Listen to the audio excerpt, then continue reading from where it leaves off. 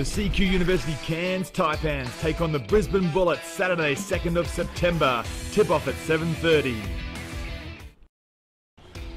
G'day basketball fans in Rockhampton. We are super excited about playing a few games down there in your city. I'm Alex Loudon, this is Stephen Wade. We're playing a couple of games on Thursday the 31st and Saturday the 2nd of September. But look, Al, there is one thing that we're not that excited about, and that's the extreme overuse of way puns in the media there in Rockhampton. Taipans on their way down to Rockhampton. Will Taipans find a way to win down in Rockhampton? For the Taipan, where there's a will, there's a way. What do you think, Al?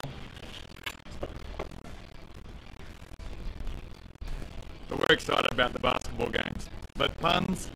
No way. The CQUniversity Cairns Taipans take on the Brisbane Bullets Saturday 2nd of September. Tip-off at 7:30. G'day basketball fans in Rockhampton. We are super excited about playing a few games down there in your city. I'm Alex Loudon, this is Stephen Wade, and we're playing a couple of games on Thursday the 31st and Saturday the 2nd of September. But look, Al, there is one thing that we're not that excited about, and that's the extreme overuse of way puns in the media there in Rockhampton. Taipans on their way down to Rockhampton. Will Taipans find a way to win down in Rockhampton? For the Taipan, where there's a will, there's a way. What do you think, Al? But we're excited about the basketball games. But puns? No way. The CQUniversity Cairns Taipans take on the Brisbane Bullets Saturday 2nd of September. Tip-off at 7:30.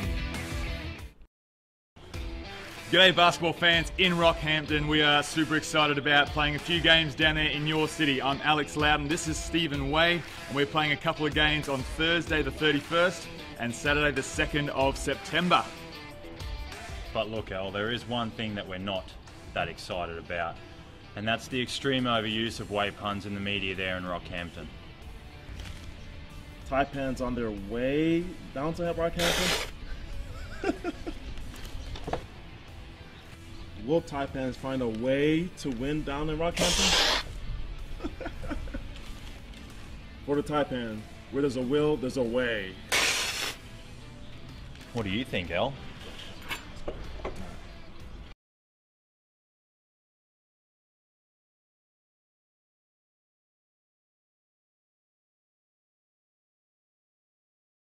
Fits their structure, and if he has to come off the bench and fill in for those 15 minutes to give JY a rest, albeit that we acknowledge JY's out injured tonight, so a little bit more responsibility is going to fall on Nana's shoulders tonight, but through the season he's definitely going to be playing that backup big man role. And the guy with the best nickname in the NBL, and maybe the best nickname in basketball altogether, is Deshaun Scoochie Smith. And I don't know about you, mate, but even if he's a bust, he's worth every penny the Taipans are playing him from a marketing point of view, because that's a fantastic nickname. It's hard not to like a guy called Scoochie.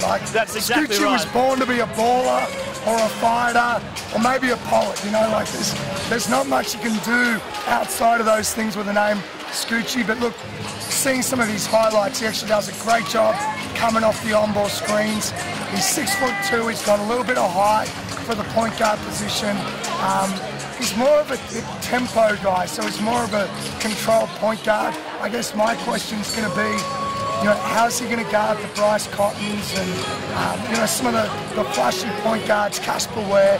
How's he going to be able to control those at the defensive end? But if he can, I think he's going to be a great fit for the style of offense the Taipans play.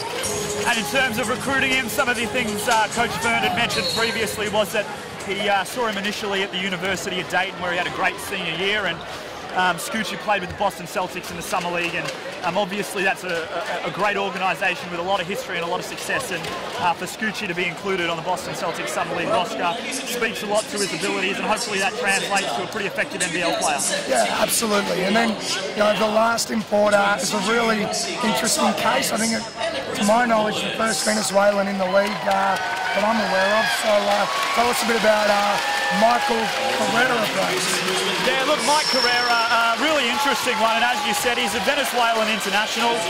Played at the University of South Carolina, where he averaged 14.5 points a game and just under 8 rebounds a game.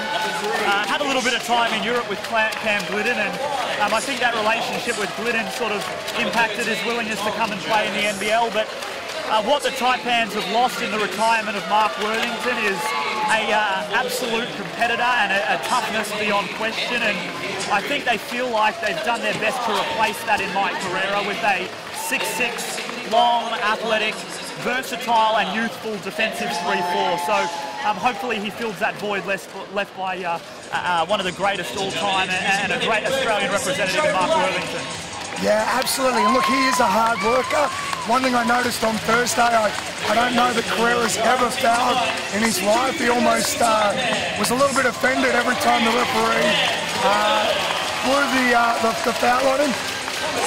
I'm not sure how long that's going to last with Aaron Firm, because I think he'd probably prefer a little bit less antics on the court. But look, hard worker, and certainly got on the boards and gave them a little bit of energy in that area. And you hear the crowd go wild as Stephen Way is called out, a Rockhampton junior and a hero locally with Rockhampton fans. Obviously, you're familiar with his history in Rockhampton. Can you tell us a little bit about Stephen Way and what he's done for basketball in the region? Yeah, look, Stevie's just a great example of what's possible if you're willing to do the work. He was a talented junior, but it was really through just a commitment to work a little bit harder than everyone else that he was able to position himself as an NBL player. We're going to just pause here as we get ready to be upstanding for the national anthem. Australians, oh, let us rejoice, for we are young and free, with golden soil and wealth for toil. Our home is good by sea.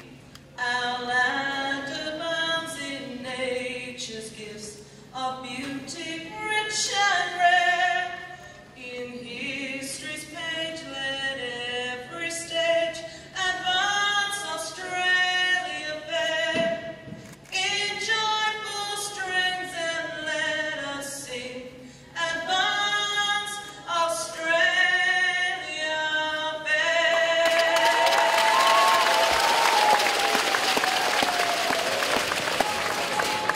All right, so that signifies 3 minutes to tip off. The crowd's really filling up here, which is fantastic. Players look like they're ready to go. What are your thoughts on tonight's game, Brades? Who's your tip?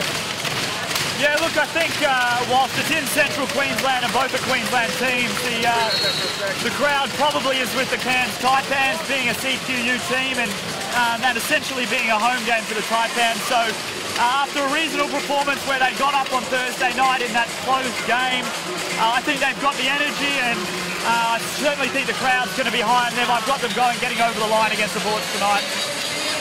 Yeah, and I'm leaning the same way. I thought the Bullets have probably got the better roster on paper, but one thing that stood out, I think, on Thursday is Cairns have done a great job in their off-season of keeping their team together. So with the Cairns Marlins in the QBL, coached by the Taipans assistant coach Jamie Perlman, 5 of the guys as part of that unit.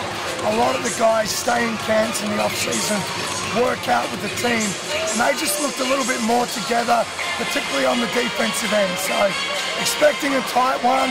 I think Brisbane's going to have their runs, but I'm tipping Cairns to get home in a tight one tonight.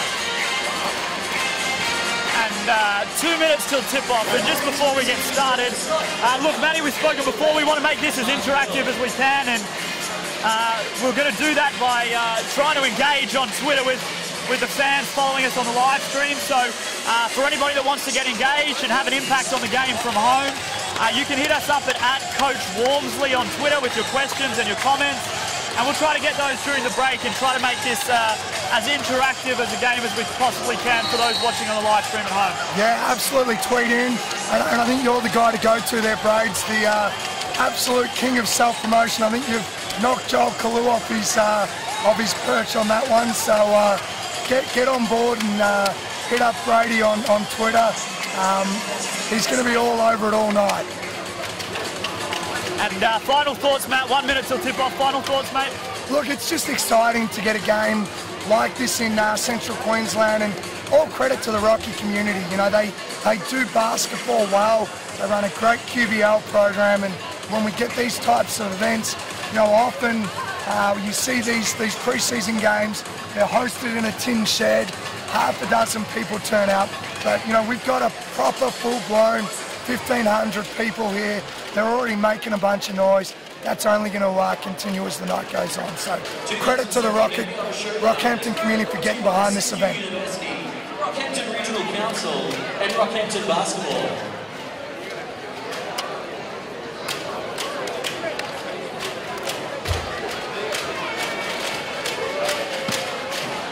So we're getting ready to check the starting lineups for both teams.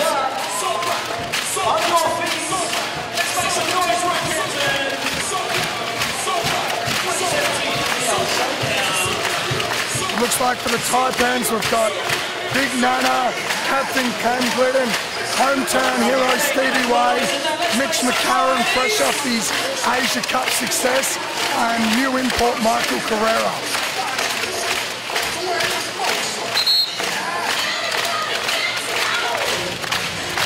I tell you what, mate, this might be a pre-season game, but it feels like the NBL Finals, which is a fantastic sign for the NBL. And if we can get this in regional Queensland for a pre-season game, it's scary to think what we can get come playoff time. As the Bullets start, Trice, Jervis, Kickett, Ruben Tarangi, and Stephen Holm. I think Daniel Kickett's going to be keen to perform. He got an early shower on Thursday night with double tech ejection, so I'm sure he's up for a big game tonight and looking to repay the boys.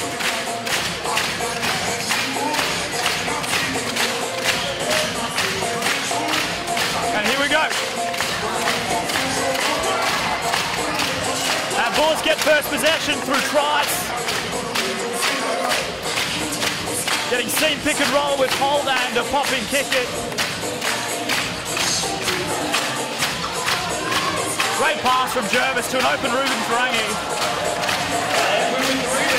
It's a good first set there for the Bullets with the skip pass out. Tarangi's been hot early in the pre-season, so we'll see how he goes tonight.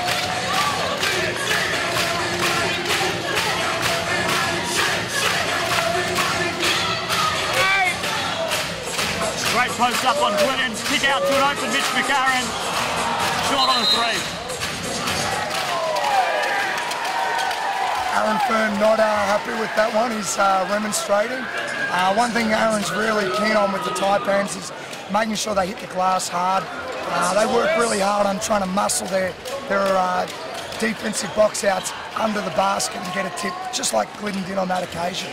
And Mitch McCarron might have missed that open three, but he's been on fire in tremendous form with the Asia Cup Boomers, who won a gold medal. And Mitch McCarron was a really important contributor to that team. Nice easy two for Travis Trice inside. Gets the Brisbane Bullets on the scoreboard.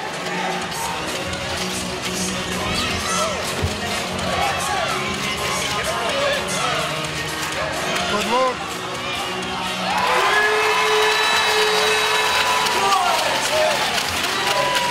That's money all day for Cam Glidden. Travis Trice back the other way.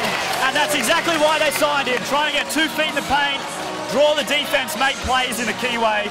I think Andre Lamanis would be really happy with that early play out of Travis Trice.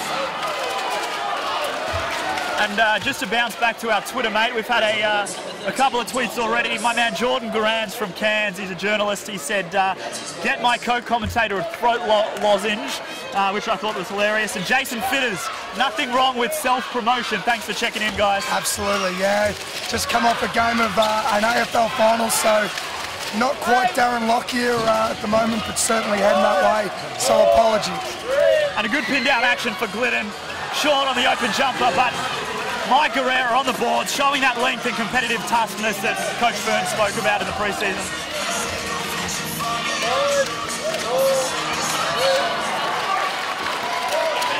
And that's really good defence by the Brisbane Bullets. I think one really important thing defensively for them is not overhelping, and you saw on that possession, did a good job forcing Mitch McAaron to the baseline, wedged him behind the backboard, and everybody else stayed at home, forced him into a bad pass and a turnover. Look, both teams have very similar philosophies on offense. You'll see a lot of penetration to try and draw the help, and the kick out to the corner or the 45. It's a big part of the offensive philosophy of both coaches.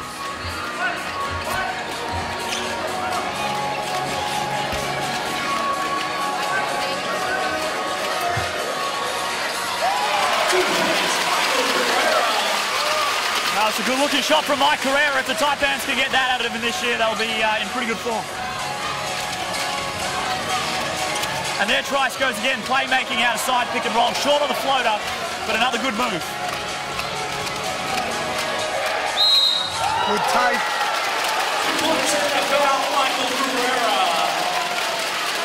I mean, Carrera's just starting to assert himself on the game early. It's a really nice take and a finish with contact.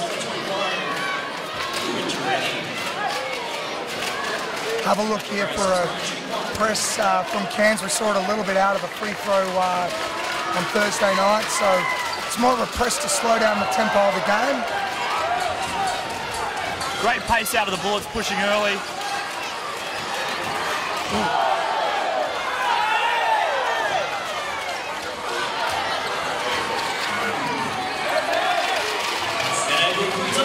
Interesting offensive footwork there from kicker Brody. Is that something you're teaching the juniors?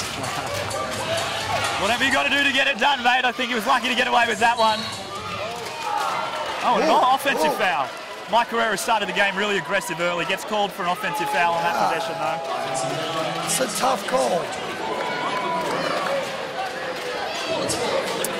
Really good to see the full court pressure out of Cairns early. I know they've kind of, the backbone of their defence is really great, disciplined half-court man-to-man, but trying to disrupt the Bullets early and apply full court pressure is something that's pleasing to see.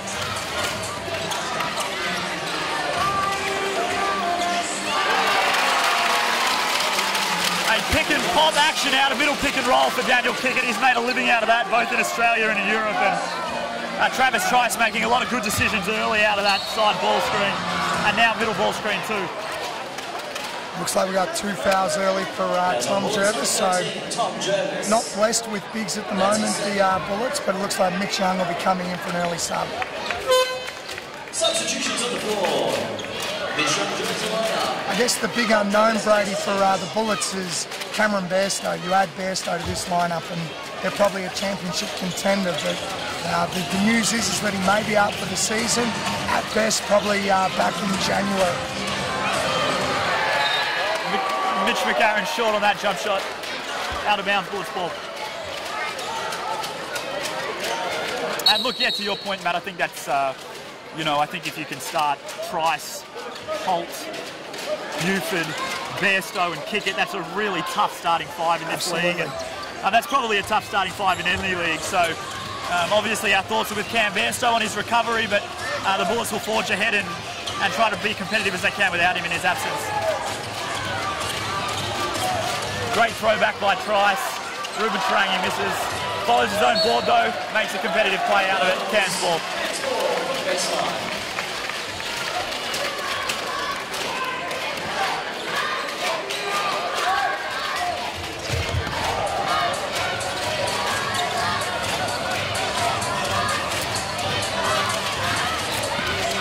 Good defence on the ball there by Stephen Holt, really trying to work Cam Glidden at the top of the key.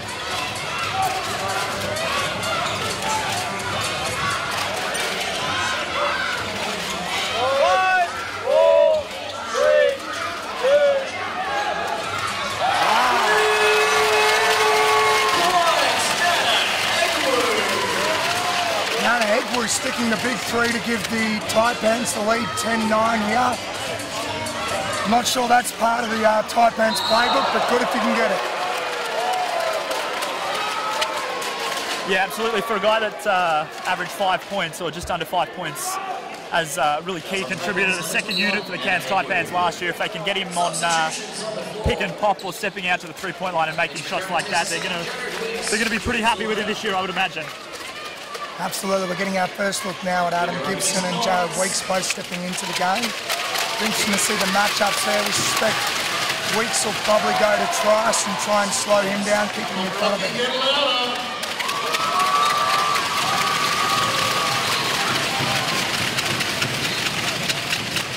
And while we've got a bit of a break in the action, the Agent 97 checks into the game.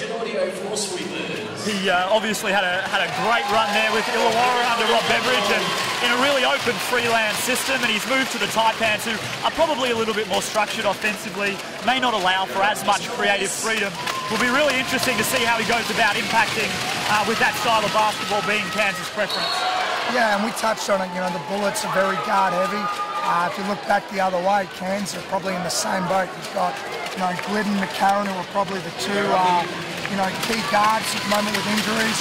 You throw Jared Weeks in there, Anthony Fisher and Damon Hewer, who had an outstanding season in the QBL. So, you know, they're going to have some challenges getting all those guys on the court. But a talented guard rotation, no doubt. And Adam Gibson might have lost a step, but we saw the other night he's still a very intelligent defender and has an ability to impact the game defensively just through his IQ, and I think the Bullets can expect that from him this year. Yeah, I think he's going to be a leader at both ends of the floor. They probably need his, you know, just his wisdom and leadership and experience through that guard spot.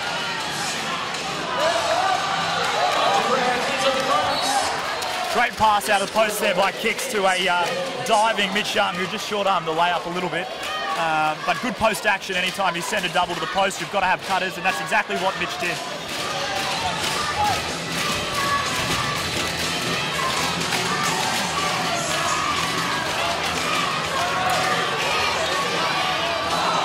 The crowd were ready to go wild on that one, mate. The hometown hero, Stephen Way, that would have got him out of their seats.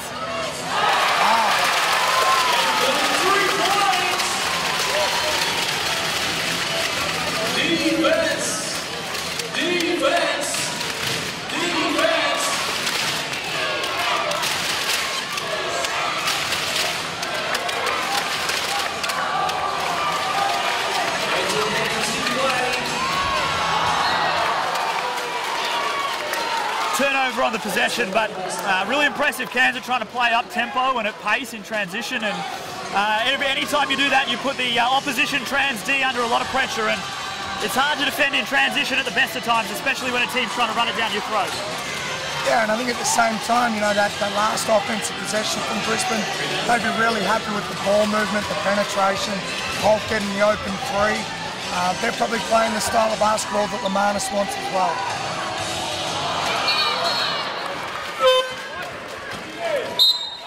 And Damon Hire checking into the game. Damon's a Townsville junior who went to Southern Utah University, was an elite athlete as a junior, went to Southern Utah, came back, had got bigger and stronger, and has spent the last 2 seasons in the QBL really refining his skills and turned himself into an elite shooter and a great offensive player, which was probably a deficiency of his as a junior, to the point that he averaged 24 points in the QBL, which is nothing to slouch over. Really good improvement out of Damon Hire, and hopefully he contributes tonight. Yeah, and I think in Hire's case, you know, there were a couple of games last year where he looked like he was about to break out. Just didn't quite put the polish on those games, but you know, this is certainly you know, the year that you'd expect him to step up. Cairns now out to a 15-10 lead on the back of that Jared Weeks mid-range jumper.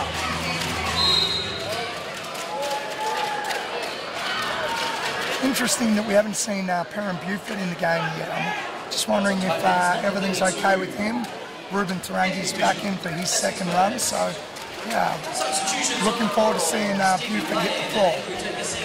as Alex Loudon checks in, a veteran of the league and from a really important part to what Cairns will do this year from a leadership point of view, as well as Tevin Jackson stepping into the game, who is a energy guy and an enthusiasm guy off the bench, and he's right into it in the action in the first play, picking up a blocking foul out of that ball screen D. Tevin Jackson.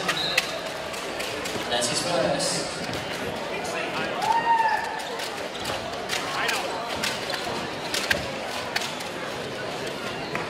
That's the thing about playing with energy. You have to be able to play with a level of discipline as well. So Tevin comes into the game and really tries to set the tone early through defensive intensity. Makes a bit of a mental error, sends him to the line for 2 shots. I think that really hurts you too. I mean, Cairns have done a great job at the defensive end, keeping Brisbane to 10 points, but all of a sudden Trice walks to the line, gets himself back in the game. So, yeah, just got to be disciplined now with 5 fouls on the defensive end. Any extras is going to send Brisbane straight to the line. And they never get the credit they should, but we've got a team of youngsters doing the floor mopping tonight, and those two did a really thorough job. So thanks to all our volunteers that are here at the game tonight, doing a really good job to help support what's been a really good hit out so far, Matt. Yeah, absolutely. Look, the tempo's been great. Both teams have been into it defensively. And I'm sure it's going to open up scoring-wise as we sort of progress through the game.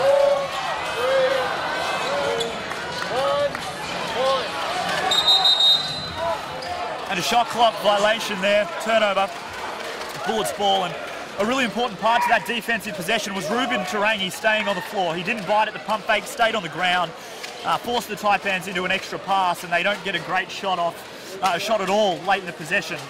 Turnover, really good job by Ruben Tarangi, something that probably would have gone unnoticed otherwise.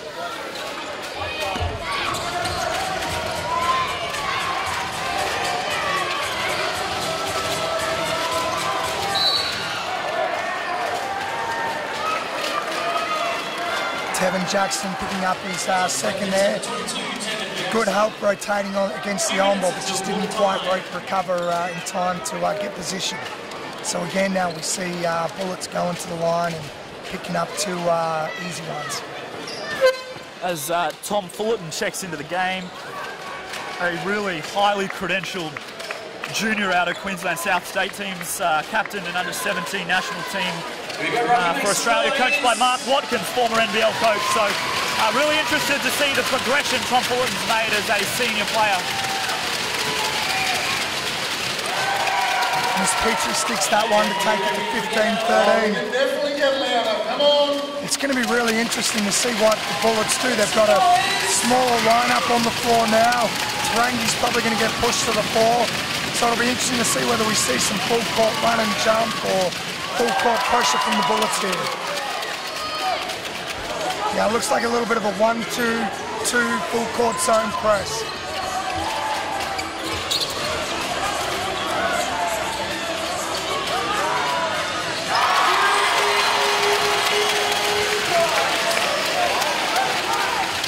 And that's a shot he's been working so hard to perfect, and you see clearly there he steps into an open 3, shoots it with confidence, and that's probably not a shot he shoots so confidently 3 years ago. So credit to Damon for the work he's putting in, and credit to the Taipans and the Cairns Marlins for the development they've put into their players.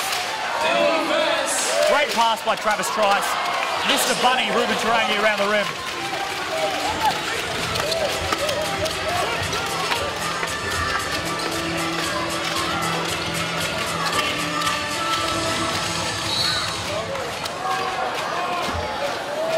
And you see the half-court trap and press out of the Brisbane Bullets, Matt. That's a real staple of Andre Lamanis' defensive philosophy, is to disrupt the opposition. And his change-up defense, his junk defense, is one of the primary weapons he uses to disrupt the opposition. And you see it had an effect there. They got an early trap in the corner and forced Cairns into something they weren't comfortable doing offensively. Yeah, absolutely. I mean, the flip side of that is if you're tough with the ball and you're able to fight your way through that pressure, good shots open up, and we saw that with the open 3. But look, I think Brisbane did a pretty good job of executing that trap. And a great take with the back. Scores 20-14, 1 minute to go in the quarter.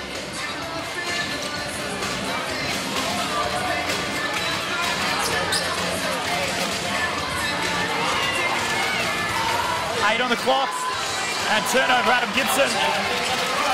Great kick ahead to Tevin Jackson in the middle of the floor to a Damon High open three. Makes it again.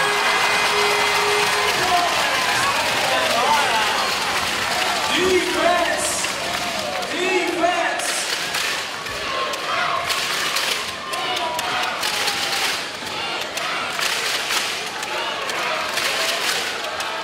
Holt playing out a middle pick and roll. Great back cut by Petrie.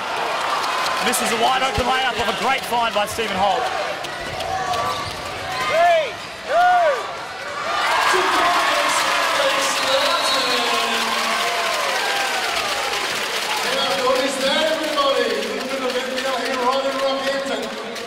Cairns bench pretty excited by that last play, and the last few minutes there they were able to really jump out to a bit of a lead.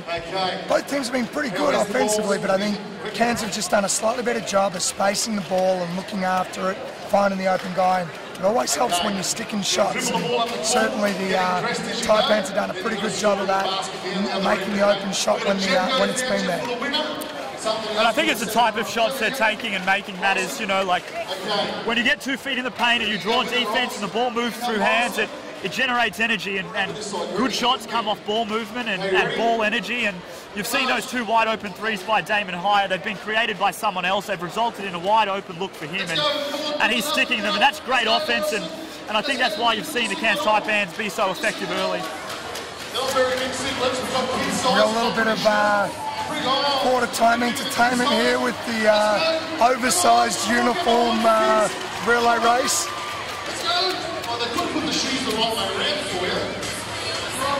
Look, Briggs, what do Brisbane have to do to work their way back into the game in this second quarter? Yeah, look, I think one thing that is really important in terms of coaching basketball and the management of basketball games is to try to disrupt the opposition momentum when they have it and try to maintain momentum for as long as you can when you've got it. And clearly the Bullets don't have the momentum at the moment. They've got to find creative ways to disrupt the rhythm of what the Taipans are doing. And I think you'll see out of Andre Lamanis and Mick Downer coming out of this quarter time break is some more disruptive techniques defensively that disrupt the opposition momentum and try to get back on the front foot in terms of their game style. And if they can have an impact defensively and get out in transition on the offensive end, it'll put them in a good position to start chipping away, apply some more scoreboard pressure and get back into this game pretty quickly. Offensively, they've looked pretty good. I like it when they get those early post touches. We spoke about the Taipans are doubling in the post, and typically Brisbane have done a pretty good job of passing the ball out of the post, forcing the rotation. So a few more post touches for Tommy Jervis as he comes back into the game, and probably Mitch Young as well. And further to that point, I think, don't overreact in terms of what we're doing offensively. If you're the Brisbane Bullets, they've had a number of wide open layups that they've missed off great ball movement, great cutting action out of the post. So I think they've got to refocus and make sure they're taking advantage of every scoring opportunity they get, which they probably haven't done a good enough job of thus far, but they're getting good shots. They know they can make those layups around the rim, and I'm sure Andre Lamanis and Mick Downer won't overreact to that, and they'll just continue to work the ball and try to get good shots on the offensive end.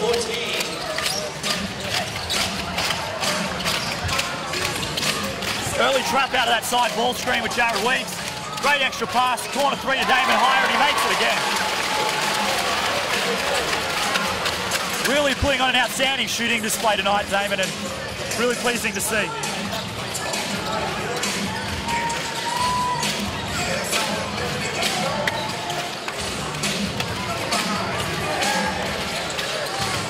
Single coverage on the post. Kick it back down, Tevin Jackson goes to work, gets another good look around the rim that they'd be happy with. Again, if you're the Bullets, you're happy with that shot. It's a good looking shot. They've just got to start putting the ball in the hole. Fouls on Bullets number 5, Stephen Holt. That's his first. Taipans ball from the sideline.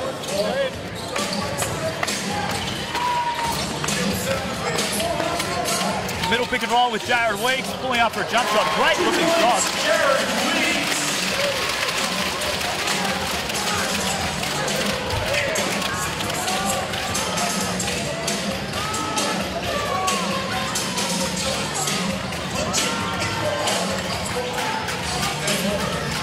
They go back to Daniel Kickett in the high post.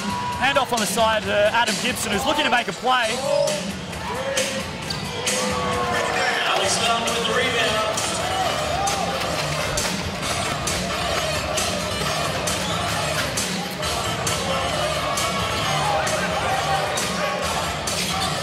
They missed Loudon on a post up there against Stephen Holt. He wanted that one. Absolutely. Intelligent play out of higher. Got Kickett in the air, drew his body contact and threw one up. He'll go to the line for 3.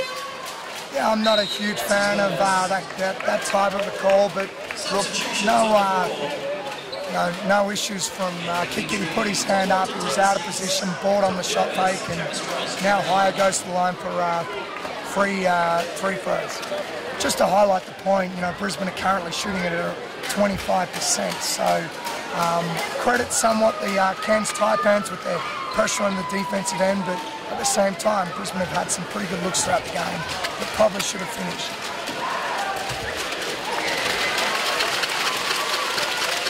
Higher goes to the line and makes the first. Only one to come. Long on the second one. Great hustle by Higher. Keeps the ball in play. Generates an extra possession for the Taipans. Great take by Jared Williams, getting all the way to the rim. Timeout Bullets. This is starting to head into dangerous territory for the Bullets. 33-14. Really need to do a good job of locking down defensively and preventing open layups and open threes. And I think further to that point, Matt, that's even more important when things aren't going the way you want them to on the offensive end. They've been generating some good looks and some looks they'd be happy with. They do need to sort that out offensively and find a way to get the scoreboard chipping over. But conversely, on the other end, they have to defend and they have to hold the Taipans defensively until they figure out what they're going to do on the offensive end to apply some scoreboard pressure. It's going to be really interesting to see what Andre does coming out of the timeout here. Does he change up things defensively, or is it just a matter of telling the guys they've got to lock down and do a better job containing the ball? What are your thoughts there? Yeah, well, look, I think there's a combination of both. Obviously, Andre would have his defensive philosophies that they will stick to, and he will reinforce that in this timeout and try to realign their focus back to being a really great defensive unit. But one of the biggest issues for me at the moment is they haven't been able to apply the disruptive pressure that they would like, and essentially Cairns are getting any look any time they want to from any spot on the floor. And I think for Coach Lamanis, that would be the part that's least pleasing, is that they hang their hat on being a disruptive defensive unit who haven't had any success disrupting tonight. Yeah, absolutely.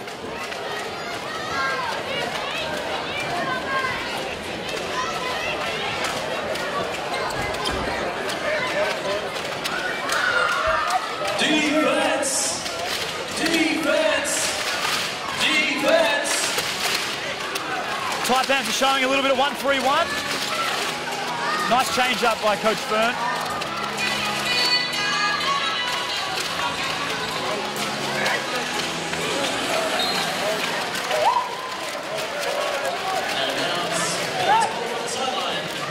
Great job there by Tevin Jackson, digging in on a mismatch on the post with Kickett in a really ominous position. Digs in and gets a deflection out of bounds, allows them to realign their defense. Jervis straight into the game and already causing troubles. But again, those post touches look really good for Brisbane. Particularly, if it's going through Kickett on that mismatch. I think that last possession was an opportunity for him to go to work against Higher.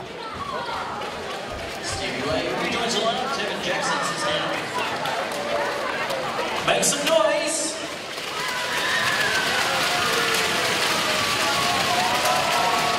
And I think that's really important focus at the moment, Matt, is they're not having a lot of success from the field, so they've got to find their way to the foul line and they've got to make free throws so they can continue to apply some scoreboard pressure while they sort themselves out offensively. And those 2 free throws there help.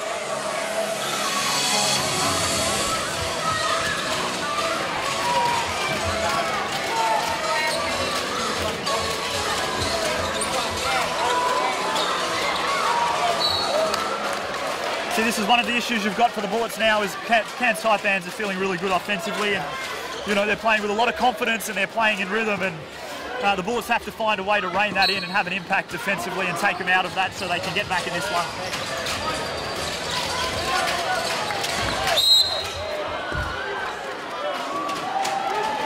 I do like the energy that Brisbane have shown out of the timeout though. Defensively, you can see they're picked up full court, they've applied that pressure. Cairns have just done a really good job absorbing the pressure and being able to still get good looks.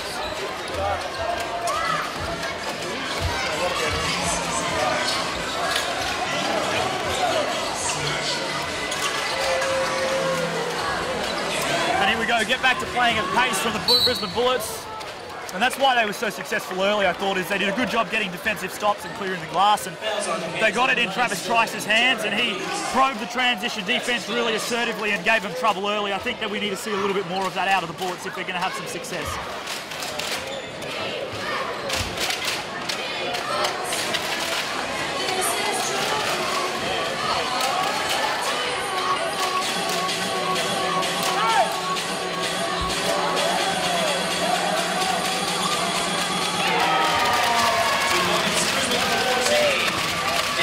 A veteran post move out of one of the best players Australia's produced in Daniel Kickett. He knew exactly how long was on the shot clock, knew exactly how many bounces he needed to get to his spot, and he found a way to do that really effectively. Great move by Daniel Kickett. They need to see more of that.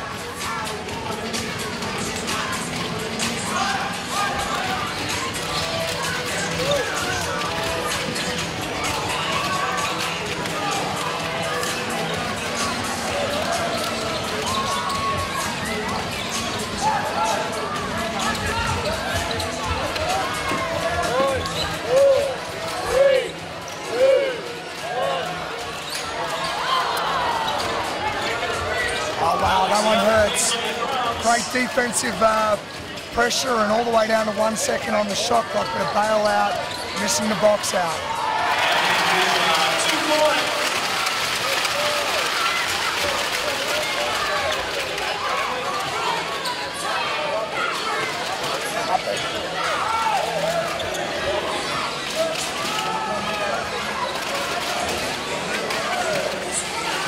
Good kick out from Travis Trice for an open three for Gibson. That's another good shot. They'd be happy with that. And again, Trice creating havoc, getting 2 feet in the paint and drawing the defence. That's what they've brought him in to do. That's what they missed last year, the Bullets, and they have been pretty effective when he's been able to do that. Yeah, look, that's a great look for the Bullets. I think Gibson will be disappointed that he didn't stick that one, but again, there's some positive signs there. Great pass out of bounds by Holt, throws it into a kick it around the rim, who just goes straight up with it and scores 2, draws a foul. We're starting to see some momentum generating on the offensive end for the Bullets. Look, I think the Bullets have done a great job recognising the mismatch. Cairns is switching on screens, and Pickett's now had 2 post-up options against much smaller guys. Brought it back to 15, potentially 14 if he sticks this free throw.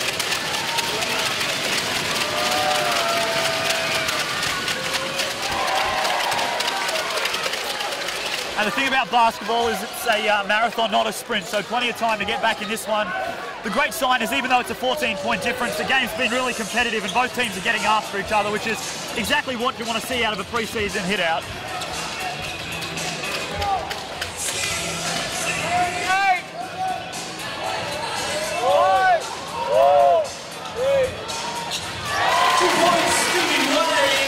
Bottom of the net for Stevie Way. Good looking shot, didn't look like missing from here.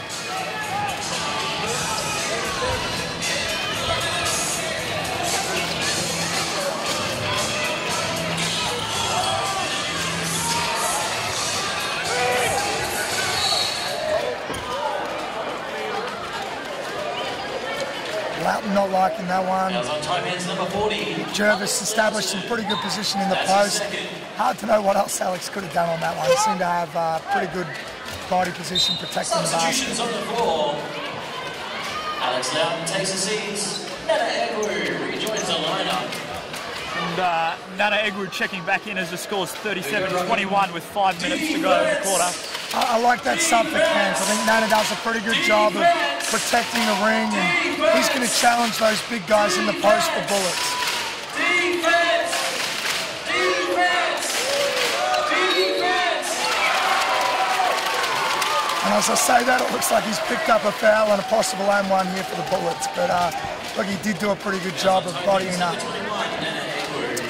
Yeah, really tough finish, and he's going to the line. But what I liked about that defensive possession out of the Taipans was you saw Stephen Way in his defensive versatility switch out to Travis Trice and hold him up out of that ball screen. And that's the way basketball's moving, with as much versatility defensively as you can possibly find. And Stevie Way demonstrated that he had that capacity on that possession.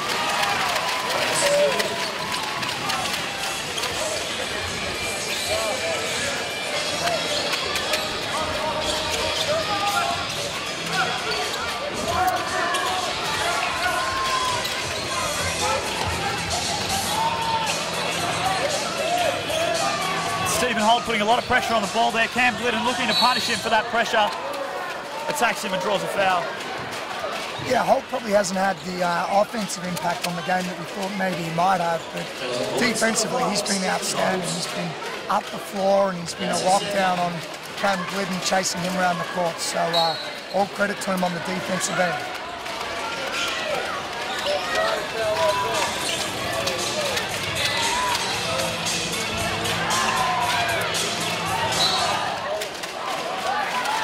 Good rebounding there, battle by both teams. Ended up with a out-of-bounds call off the Cairns Taipans with the Bullets here. Ball in the hands of Stephen Holt.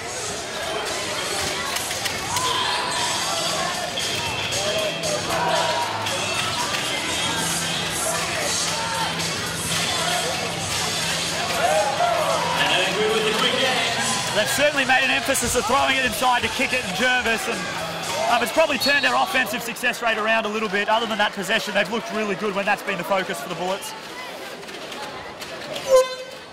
As on Bullets number 14, Dan Piggott. Substitutions on the floor. Tom Jervis and Stephen Holt take a seat. Jervis and Holt getting a well-earned break. They've been really instrumental in this Brisbane Bullets fight back. 37-24. Stevie Way to the line for 2 free throws.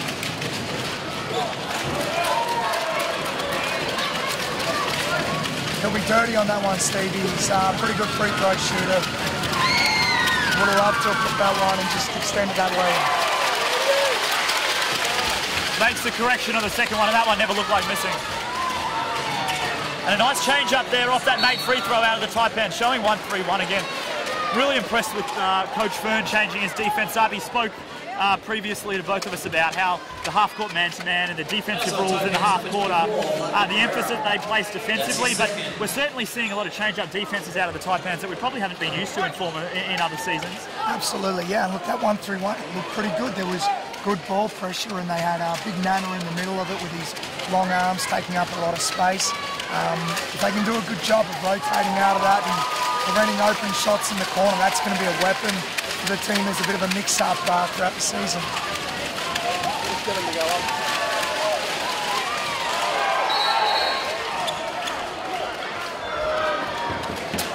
One more to come for Mitchum.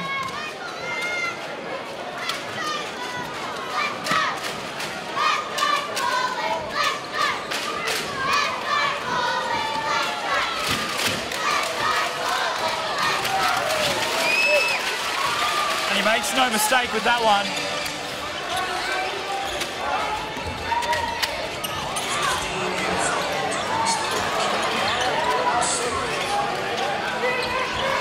And this is where the Bullets have looked their best, clearing the D glass and getting it downhill, attacking the Taipans in transition.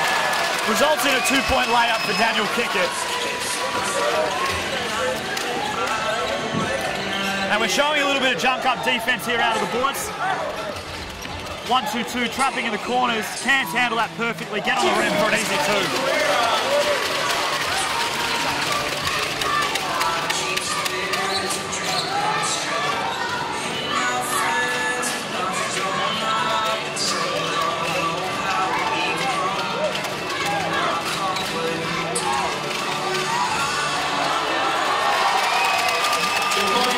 Very interesting no call, but look, Daniel Kickett's just starting to really have his way with the Cairns Taipans. He's doing it inside, he's doing it outside.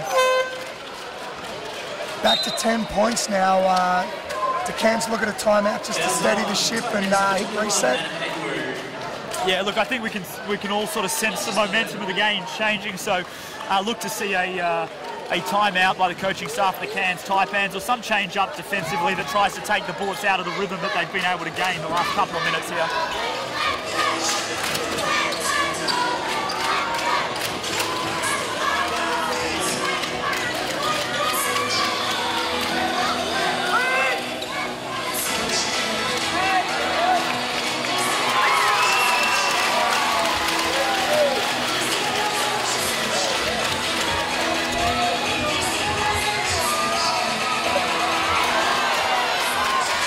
Sense that timeout could be coming sooner rather than later.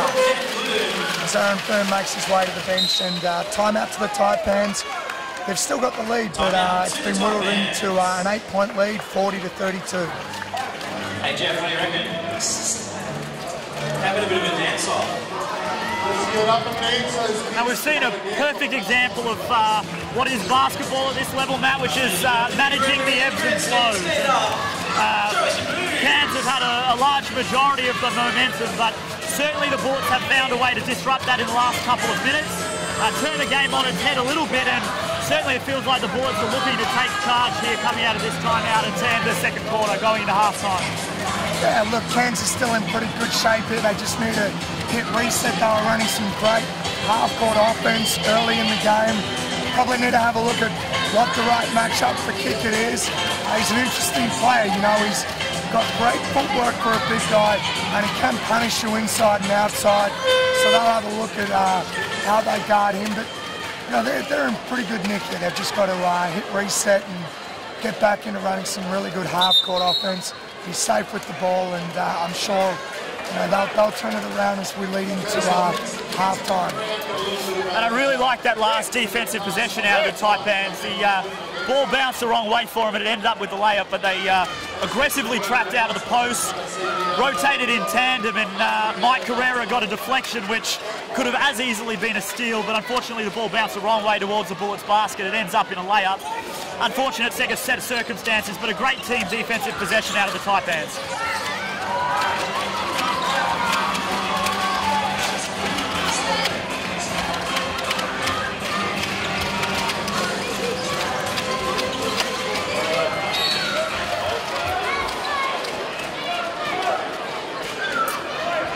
No one hurts. They look like they were, you know, in their half-court set and, you know, back to running some good offense, but a moving screen by Carrera. That's also his third foul, so he'll check out of the game. Damon Hire stepping in to replace him.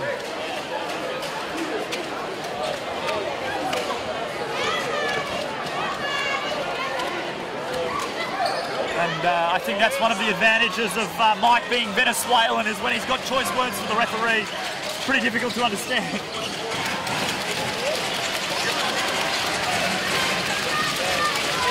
Good ball movement by the Bullets. Get on the rim again, putting a lot of pressure on the Cairns defense. Working their way to the line for two, Adam Gibson. I think it's hard to guard that type of ball movement, you know, like if we can see more of that from Brisbane, ball flipping from side to side. As a result, Adam Gibson gets the long closeout, attacks the ring and gets himself to the line.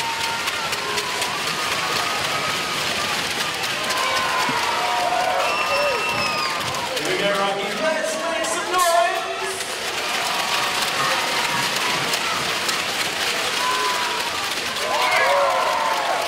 And Adam Gibson makes both, brings it back to a 6-point game. Cairns ahead 40-34 with 1:50 left in first half.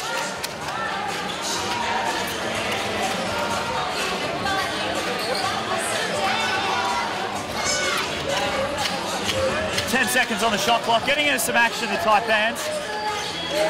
Flare screen and a dive, slips to the rim, Mitch McCarron. Unlucky not to get a call on that one. Really great offensive action out of the Taipans. And a really tough double clutch by Anthony Petrie. 4-point game, Cairns 40, Brisbane 36.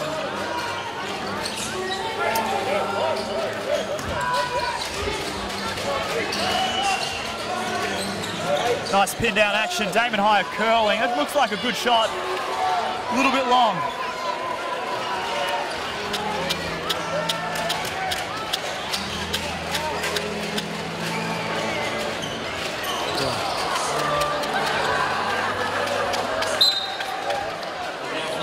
Adam Gibson pass goes a little bit wild, turnover Cairns basketball.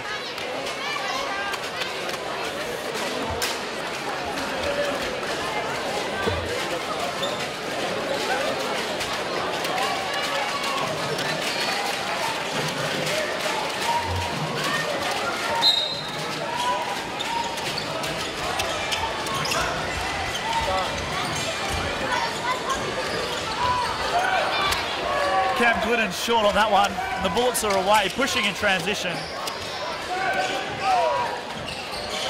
Nice pass down low to Mitch Flung, who short arms the right-hand hook.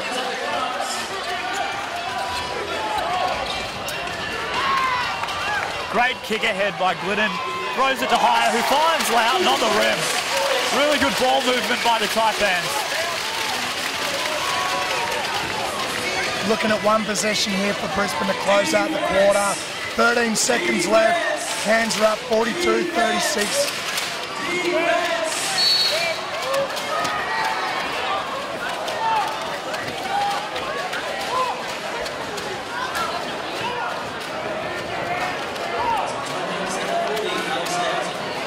So what do Cairns do out of this, Brady? We've got 5.8 seconds left. Gibson's going to go to the line for two. Do they look at getting a timeout on the back of that, or they just let the guys run and flow?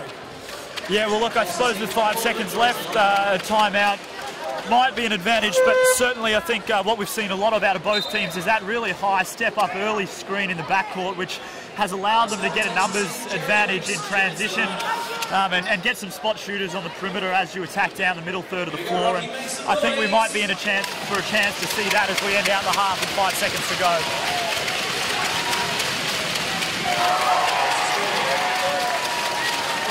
Let's make some noise!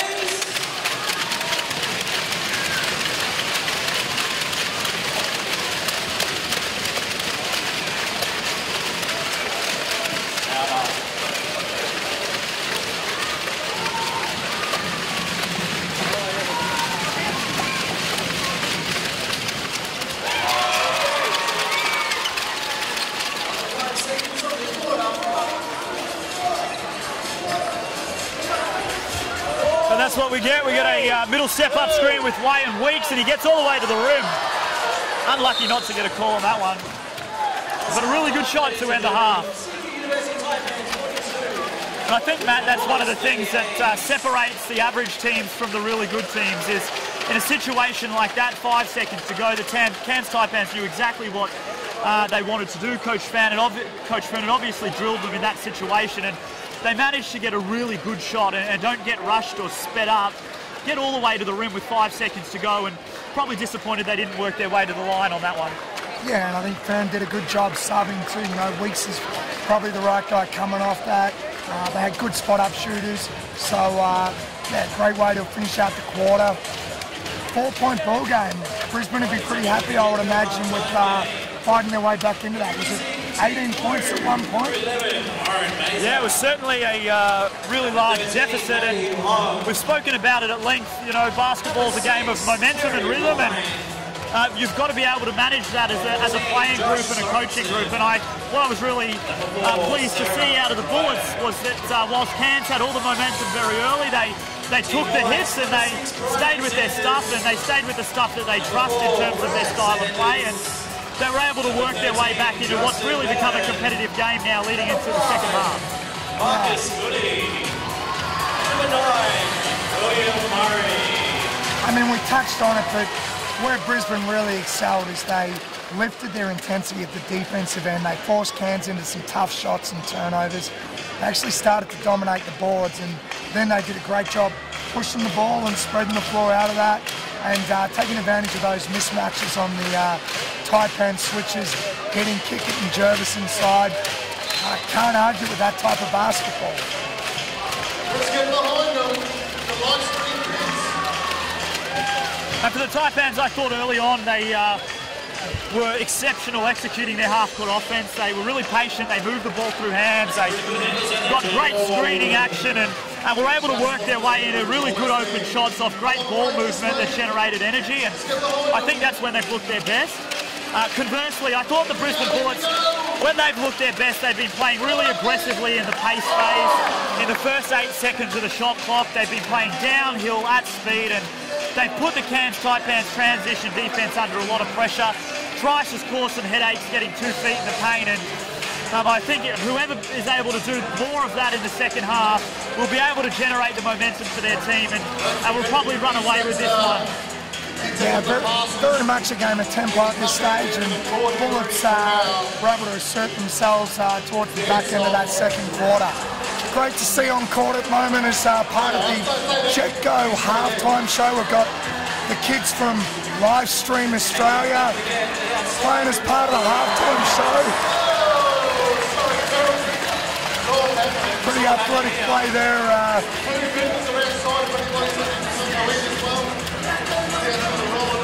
We might just change the tempo a little bit and I guess talk about the NBL in general. Last year was a bit of a watershed season for the NBL. You know, it was a revamped NBL, a lot of talk. It's going to be a big ask this year to see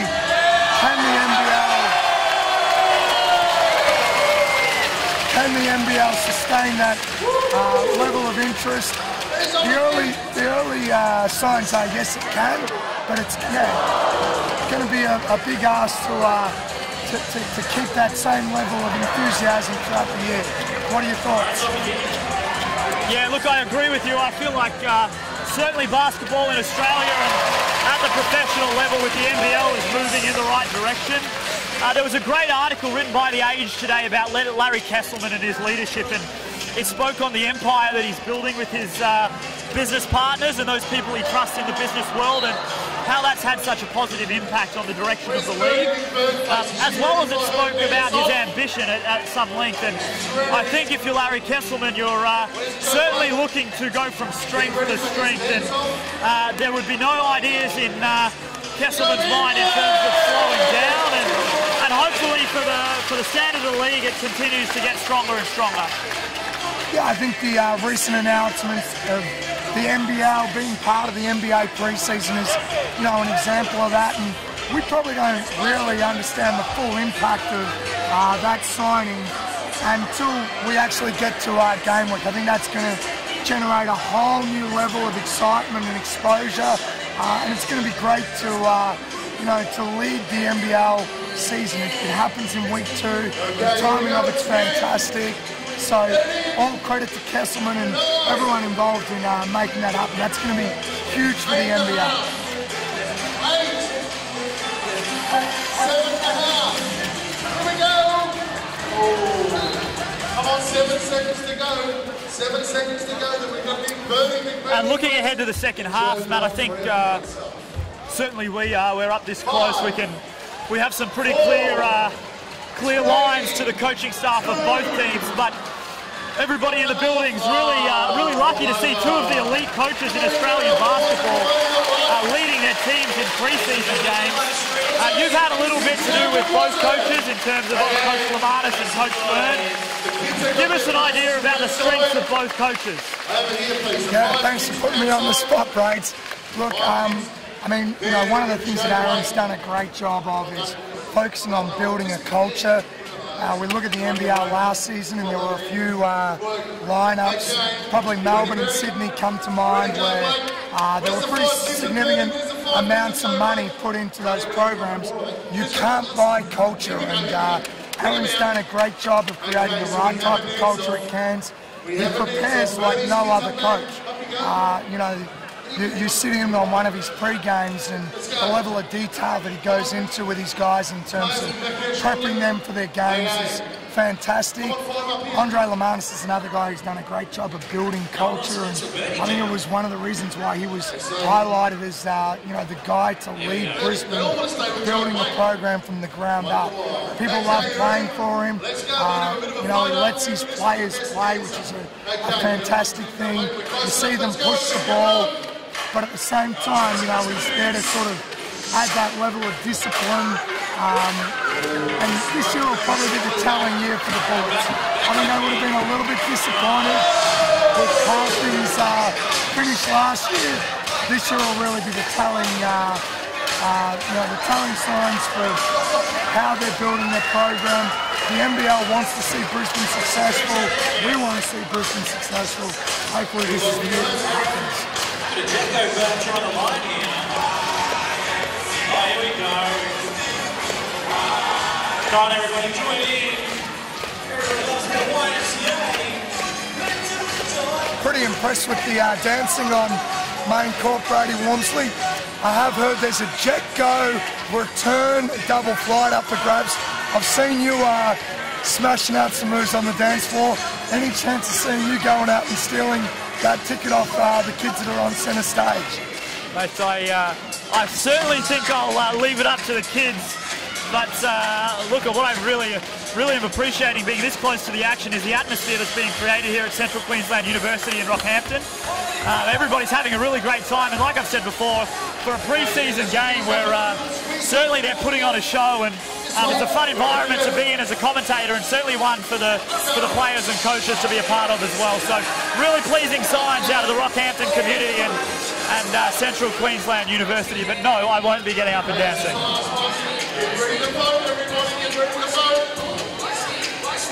Although this is my jam, so if any song was going to get me out of the chair, it might be this one.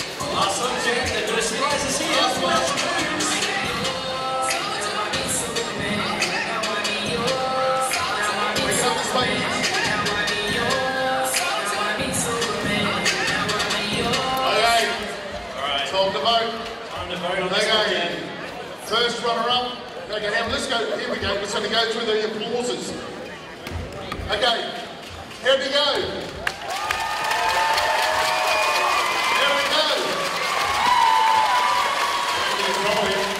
Let's go. Let's go.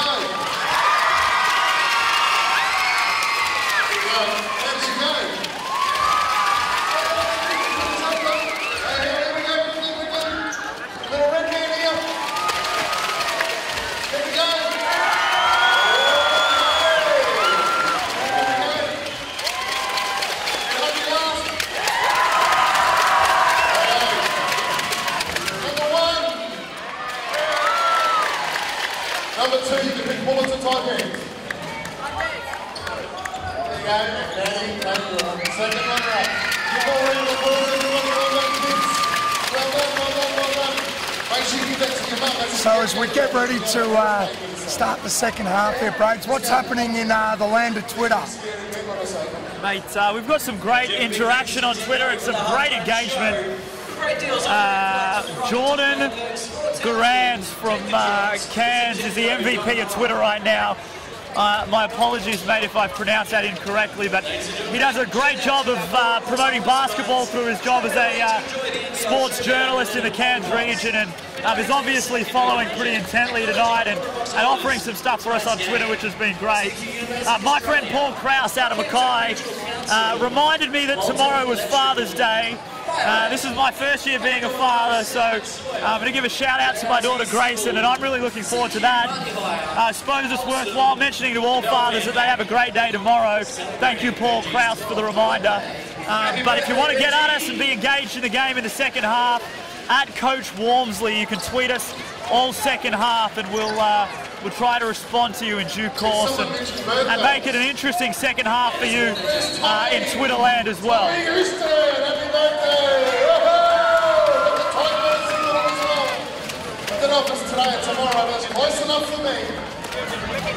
Look, both teams have read the script.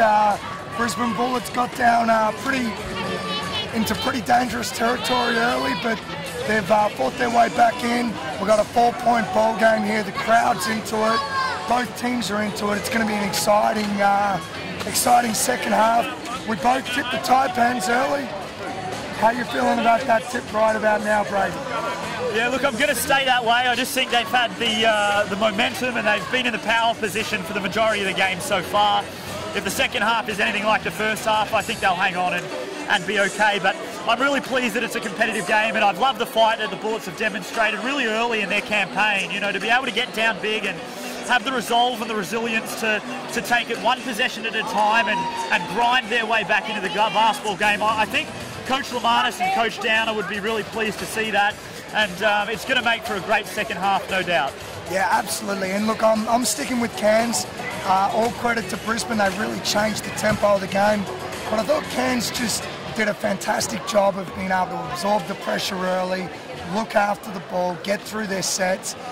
They're cutting off screens hard. I like that Coach Fern's introduced a few new sets this season. I'm looking for them to just get control of the tempo again, make some adjustments at the defensive end. And Here we go, ladies and gentlemen, start of the second half. we know it's going to be tight, but I think the Taipans are going to probably have a little bit more structure going into the second half.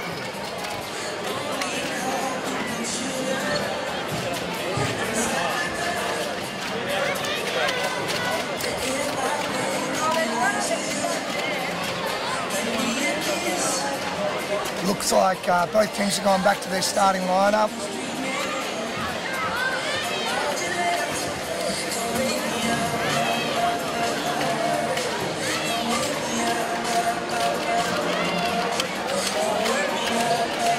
Looking for Brisbane to get an early post touch here. I think that's a good way for them to start the quarter as the ball goes in to kick it.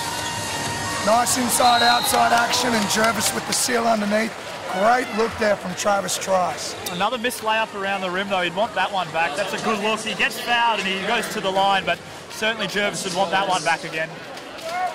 Give that Rocky make some noise.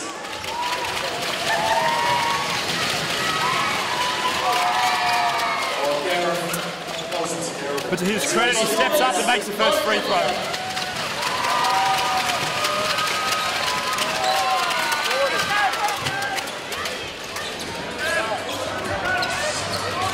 We see the Bullets show some full court disruptive pressure. Back into a man-to-man half-court set. I like that change up from the Bullets. We're down to 11 seconds now on the shot clock. They've taken some time out of it. But they've done a good job recovering back into their man-to-man defense.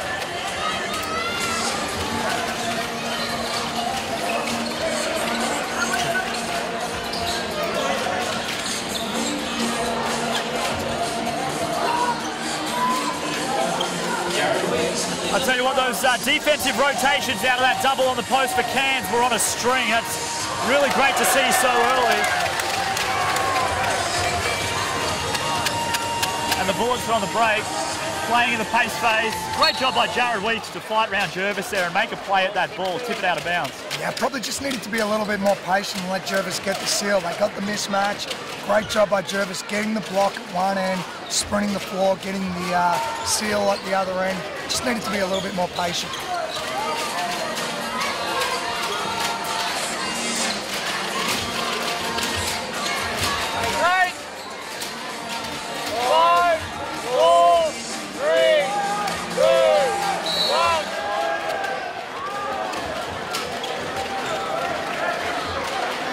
Kickett's called for the offensive foul on that possession.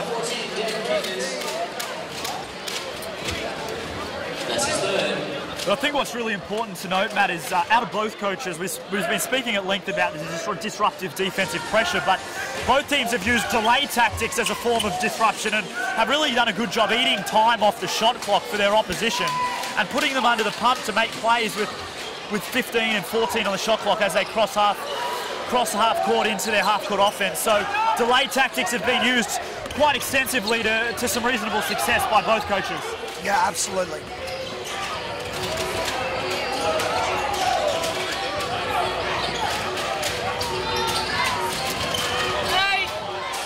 Good patience by Ruben Tarang. He finds Stephen Holt. That's a good look for him. He'd want that one back. Good offensive possession. Wow, that one hurts when you get the open three off good dribble penetration and Cairns getting a good look at the other end. Neither team can put it in the hoop at the moment.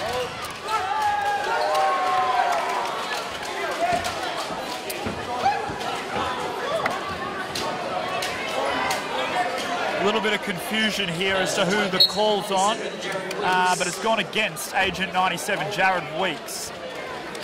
And Daniel Kickett is relieved, to say the least, because he was not happy thinking that one was an offensive blocking foul.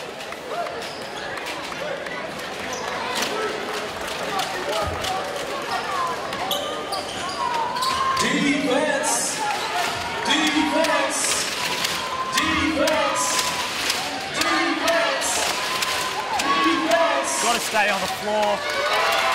Leaves his feet and creates a driving lane for Jervis, who doesn't need a second invitation, puts it in his left hand, gets all the way to the rim for a layup. Really great play by Jervis, but got to be more disciplined defensively, don't you? Yeah, and look, we're now tied, ball game tied, 42 apiece.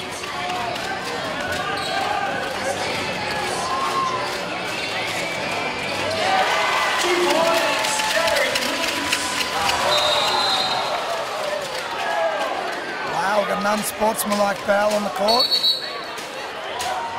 I don't think Jervis is happy about that one.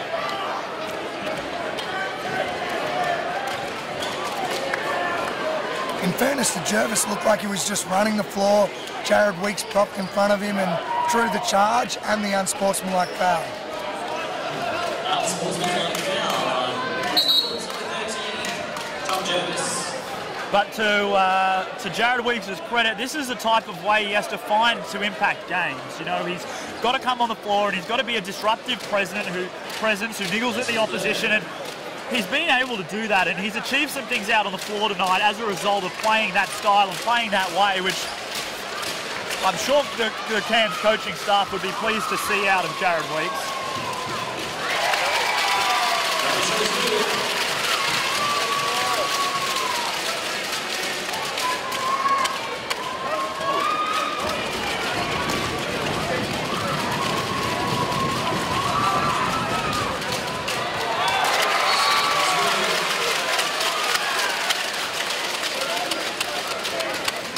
Sticks the 2 free throws, and Taipans now have an opportunity to extend their lead. They're out to a 4-point lead.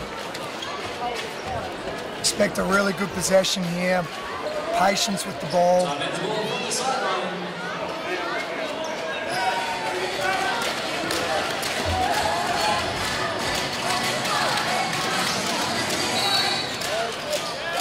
Straight into their flow setters. I think we've got a technical on the bench.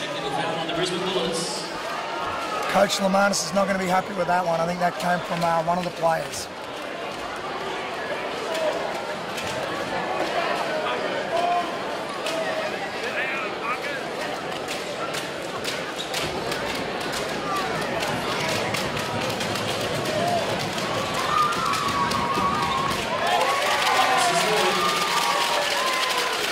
This is a bit of a tough run for the Bullets. They did a great job of fighting their way back into the game.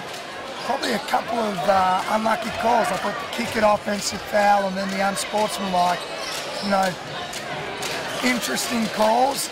And now they find themselves down 5 points. It's Stevie Way with the mismatch on the poster, able to extend it to 7 points.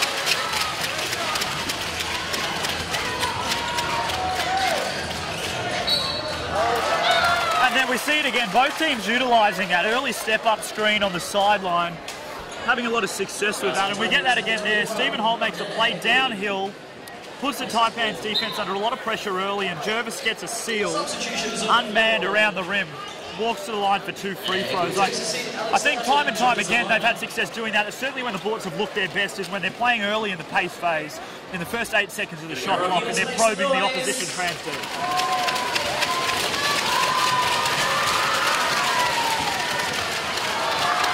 Tell you, Tommy Jervis could have had a monster of a game so far. He'd have finished a couple of those plays. He's doing a great job sealing inside.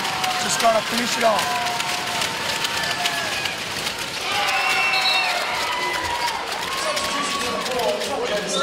As he gets a sub and Mitch Young into the game.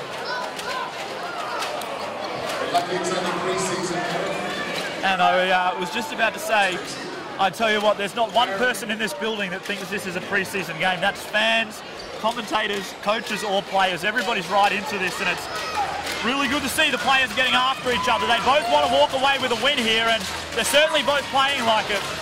Great competitive spirit for both teams.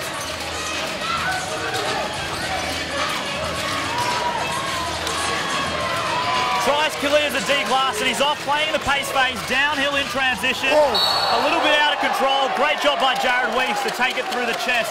Offensive foul on Trice.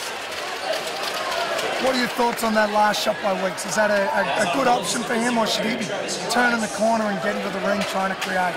Yeah, look, I think he took a good shot, but probably had the opportunity to take a great one as he turned a corner, shoulder to shoulder, and ended up on the rim. A mid-range pull-up is a shot that's certainly makeable for Jared Weeks, and you would live with that as a good shot in your offense, as a predictable shot. But I'm with you, Matt. I thought he could have got on the rim on that one. I guess taking a look at the Taipans offense, though, that's the type of set they want. They saw three sides of the floor. They got it reversing through their big, some good screening action, and got a good on-ball screen. Again with the early step up, and Loughton with a tough finish under the hoop.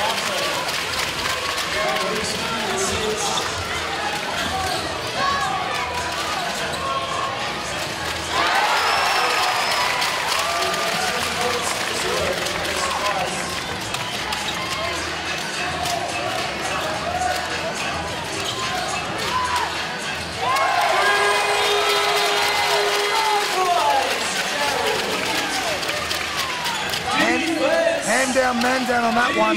Just a slow closeout by Taronga.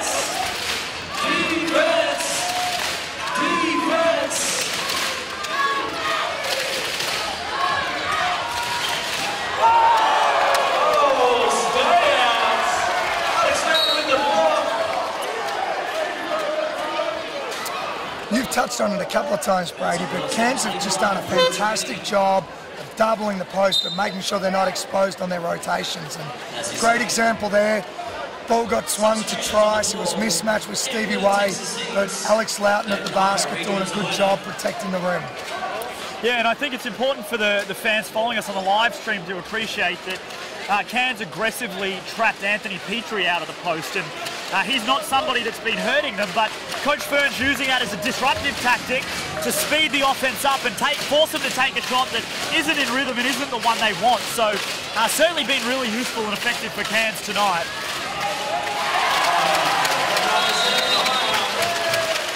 Timeouts to Brisbane Bullets. We get Damon higher for a layup on the rim. Automatic timeout there by Andre Lamanis. He needs to talk to his troops. They've flown out to 10 here after a really strong performance to get back into this one. They don't want to let it go. Yeah, and look, what got them into the game in the second quarter was just their defensive intensity. That probably needs to lift. You saw there, I thought Loughton did a good job. Turned down the open three, was patient, got it back to higher on the handoff, and as a result, they give up a good shot and get a great shot. But it's really all on Brisbane now just to lift the defensive intensity. They're going to build some offense through their defense. CQUniversity, Rockhampton Regional Council, and Rockhampton Basketball, bringing the 2017 NBL showdown to Rockhampton.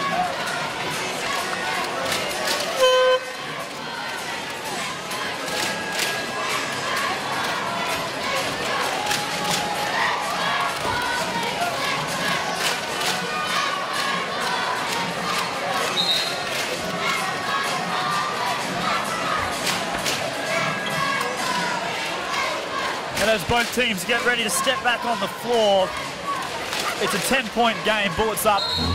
Check that, Cairns up 56-46.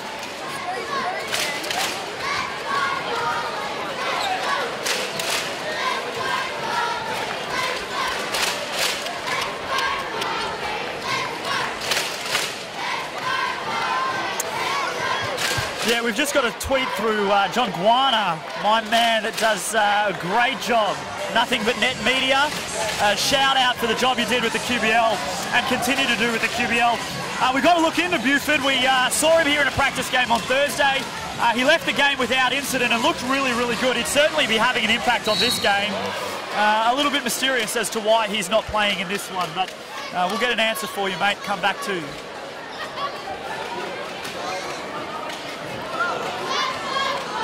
That's on Taipans number 6, David Ryan. That's his second.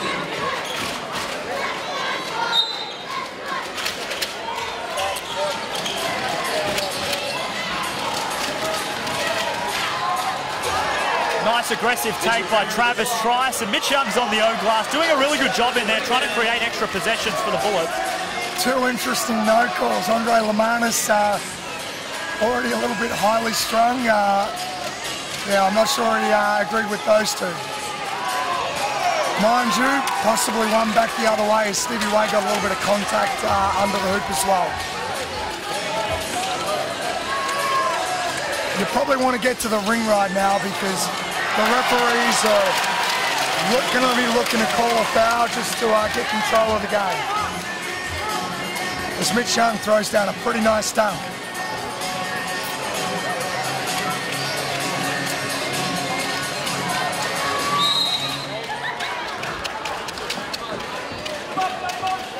And Adam Gibson getting a little bit too physical, trying to guard that cross screen, down screen action as Damon Hire fights over the top to look for an open shot. Gets held on the hip, walks to the line for two. Just got to be a little bit smarter on that one, I think. Again, you know, you could sense the referees were looking to call one to slow the game down. Sending Hire to the free throw line is probably not what you're looking for at the defensive end for the Bullets there. And just got a couple of tweets through, Matty. Our man Jordan in Cairns said that the Bullets had tweeted illness earlier for Perrin Buford. So if that's the case, that's why he's out. But certainly, look, we saw him on Thursday. He looked really, really good. He could do all things offensively and was a strong physical presence. I trust he'd be having an impact on this one, and I'm fairly confident he's going to have a pretty strong impact on the league this year. What I liked about Buford too is he played within himself. He didn't try to take over the game. He just did the little things, and I agree, he did them pretty well. Great kick out to Travis Trice. Shoots a rhythm three. I think he liked it. A little bit long. Yeah, Travis Trice is starting to have a bit of an impact on this game. Bullets probably need him to be the playmaker and instigate their offense. I do like the sub of bringing Holt back in. He gave some great defensive energy earlier when he came on, so look for him to get some, just build some momentum at the defensive end. Down to 6 seconds here on the shot clock. And again, we spoke about it at the end of the second half with the Taipans, but the Bullets find themselves in a situation where the shot clock's running down. They could rush and force a bad shot, but they know exactly what time's on the shot clock. Stephen Holt's really patient, works his way into the key, and he's going to the line for two cheap ones. That's what the great teams do. And it's actually a huge part of Coach Lemanis' offensive philosophy. They're looking to push the ball up the court, see if they can get an open layup, kick out three in the first 8 seconds of the shot clock. But other than that, they're looking to move the ball and actually execute in that last 8 seconds, make a play late in the shot clock when they've had given the opposition an opportunity to foul them and they've had a couple of good looks at different shots. But I've really liked that change-up defense out of the Bullets as Damon Hire drives to the rim, takes the contact and finishes. He's been great tonight. But I was just going to say, I've really liked the change-up defense out of the Bullets, which is showing a 1-2-2 front zone press and falling back into a man-to-man D. I think that's another way of being disruptive, is keeping the offense on their toes in terms of what defense they're facing. Wasn't successful that time, ended up giving up a layup and a foul, but has been pretty good over the course of the night. Yeah, you take the good with the bad in that situation, and already the Bullets have actually done it, shown that they do a pretty good job of rotating out of it. So expect to see that a little bit more probably through the fourth quarter, particularly if the difference stays at this 11-point margin, which we've got at the moment. And as we speak, a little bit of a change-up also from the Taipans, playing a bit of a zone and forcing the turnover as we almost wore the basketball. We almost caught a falcon there. Look, I think one big part of the 1-3-1 that Cairns is showing is the strength and the toughness and the length and size of Mike Carrera at the back. Generally in those 1-3-1 defensive sets, the offense will try to post that back line of the zone, and Mike's big enough and tough enough to battle with the big guys, and it's probably allowing him to do some different things this year than they used to in the past.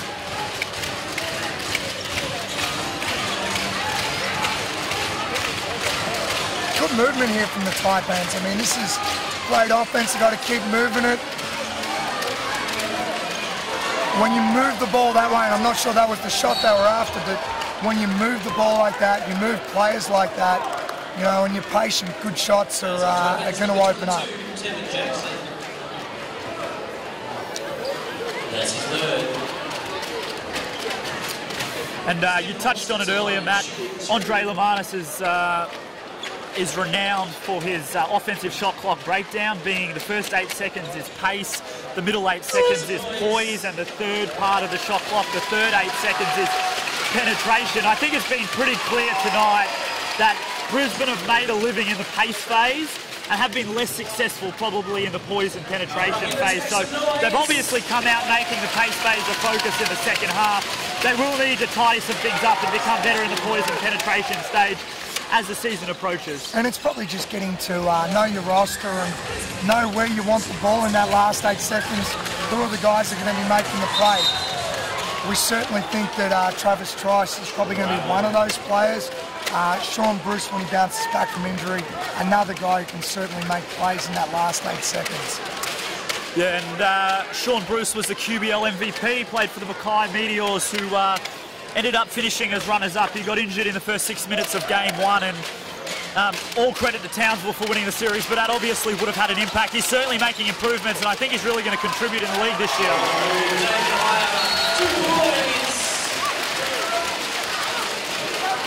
Wow, we got a tech foul there. Looks like for a delay of game.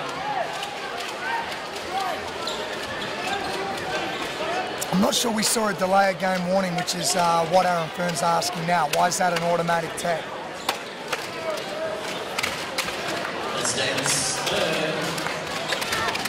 And Matty, look, reffing's a difficult job. I give full credit to those that are prepared to put their hand up and do it. It's a lose-lose situation, but I have been impressed with the referees and their willingness to have that conversation tonight in the face of some coaches that are clearly disagreeing with the calls. They'd be prepared to stand there and have a conversation about it and give an opinion on it, which I think is an important part to managing the relationships and managing the game. Yeah, I think we've got 3 really solid referees. No issues with the way they've called the game as Travis Trice takes some heavy contact under the basket. Look, really good penetration from Trice.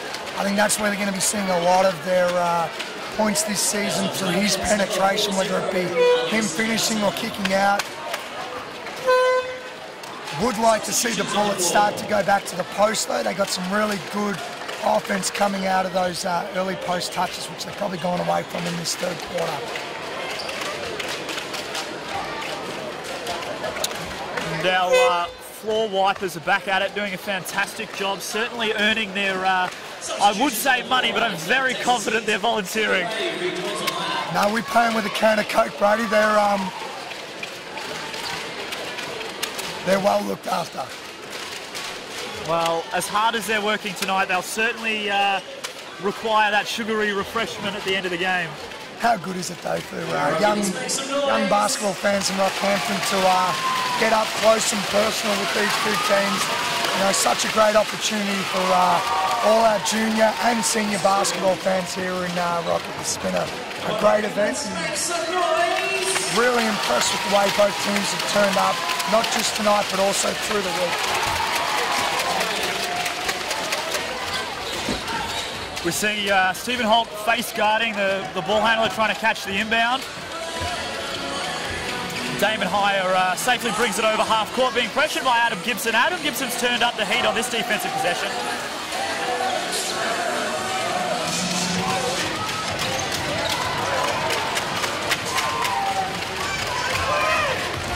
Travis Trice downhill again, pushing the tempo.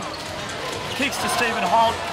Great job by Travis Trice to secure Brisbane with an extra offensive possession there.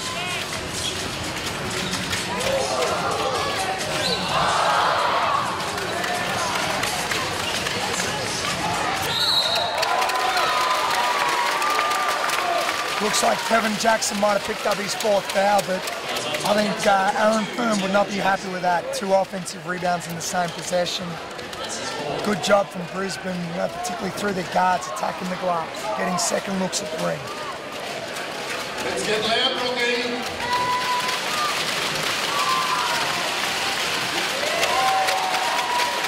With 1:10 to go in the third quarter, Brisbane have got an opportunity now to bring this back to 6 points, with Holt sticking his second free throw. So 63-57 to Cairns. again, a nice little run here from Brisbane. They'll be looking to finish out this last minute 10 with 2 stops and hopefully some good offense going back the other way.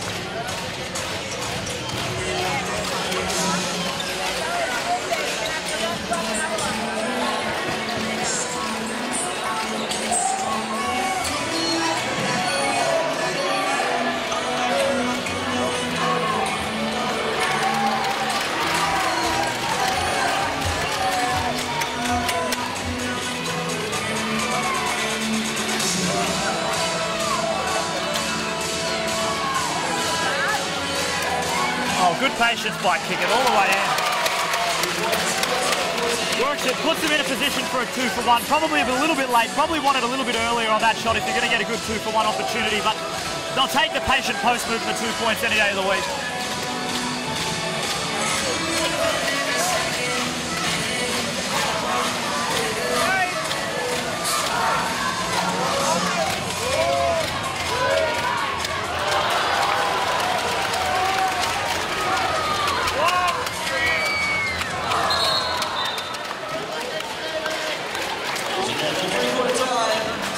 Stevie will be disappointed with that one. Really good execution. Fisher making a great pass, but unfortunately blowing the layup. So we now go into the last quarter. 4-point ball game. Cairns up 63-59. And while he missed that open layup, I think Stevie, and he's become renowned for his versatility, but we've certainly seen that on display tonight. He's done a great job of mixing up what he gets on the offensive end. He's shooting open shots from the perimeter. He's obviously a very accurate shooter from the outside, but he's also played out of the post and found himself around the rim, getting opportunities around the rim. So showing a full range of versatility tonight, which is really good to see. Yeah, I like Stevie Way as a foreman for the Taipans. He does pretty good at being able to stretch the defense, and you know, as long as he can defend back the other way, I think he gives the Taipans a different look, which is exactly what they're after. And I think one of the best stories I've ever heard about Stevie Way was that he returned from a gold medal winning national championship campaign, and the next morning at 6 a.m. he was in the Rockhampton gym working on his shot and getting more reps up. And I think that speaks to the opportunity there is for young basketball players in central Queensland and regional areas more to the point in terms of making it big. It's about the work, and Stevie Way is a prime example of someone that was prepared to do the work, was prepared to be accountable for his own development, and found a way against the odds. So really good to see him succeeding on this level back in front of his hometown fans.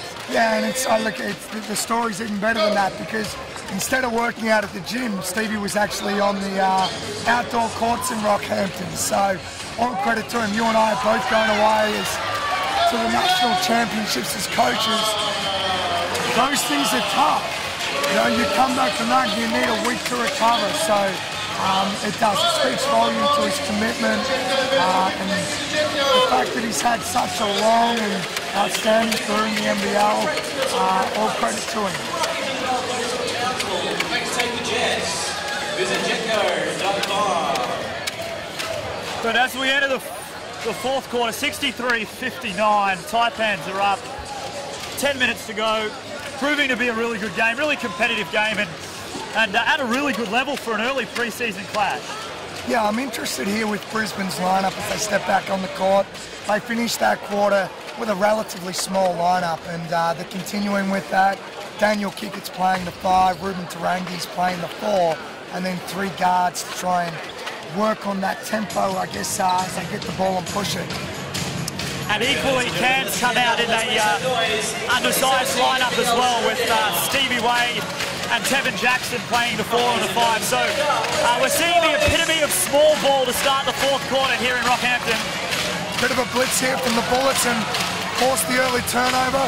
That's exactly what Andre Lamanis would have been looking for as tries. Gets to the hoop and finishes for a nice 2.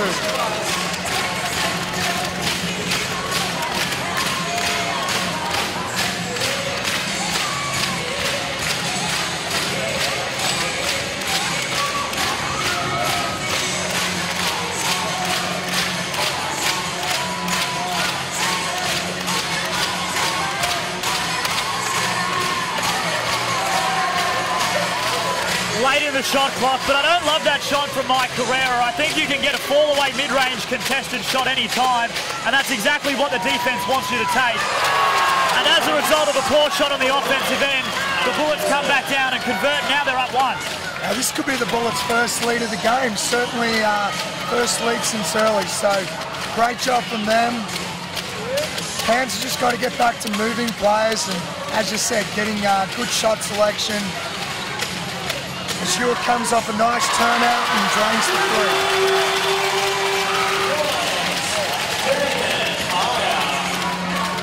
It's been amazing to see how confidently Damon shot the ball at this level for a guy who 3 years ago the scouting report would have told you to go under all ball screens and make him a shooter, not a driver. He's certainly proved himself as a capable NBL level shooter tonight, isn't he? Yeah, look, I think Damon's always been a confident shooter, but yeah, he's certainly sticking them tonight. And, his shot looks great. He's got really good elevation. He's got a nice release point. There's no reason why that shot shouldn't be going in. Substitutions on the floor. Travis Trice gets a rest for Brisbane as they go back to the more traditional lineup. Tommy Jervis coming in. Look for Brisbane to be able to get the ball inside now with a little bit of high-low action because they've certainly got the height advantage on the floor.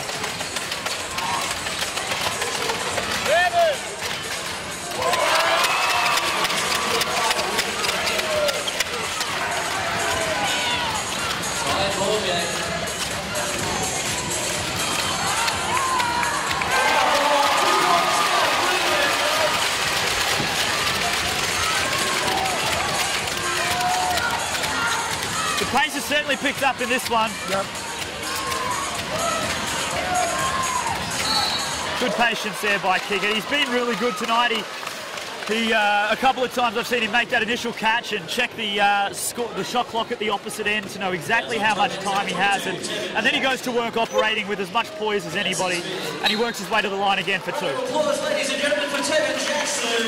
Tevin Jackson fouls out of the game. Look, he had a great game, I thought, Thursday night. Probably didn't have the impact, but certainly a fantastic athlete, and he's made some really good progress in the last 12 months. Just to come back to that point by Kicker, you know, fantastic recognition. He had the mismatch on Glidden. Ball went inside, but instead of backing him down, kicked it out, resealed, got the ball back, and was able to go to work and draw the foul. Let's make some noise!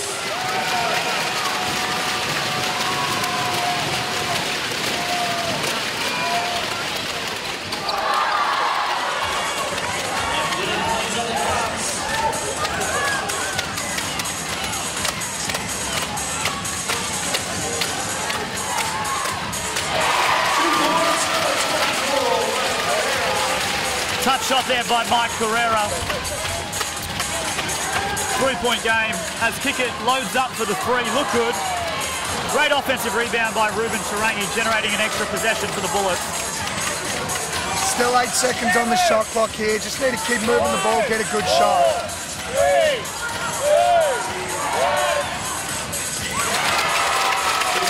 Outstanding awareness from Kicker there. And another example of the poise he's playing with when he gets on that low block. Really been a point of difference in the game tonight, Daniel Kicker.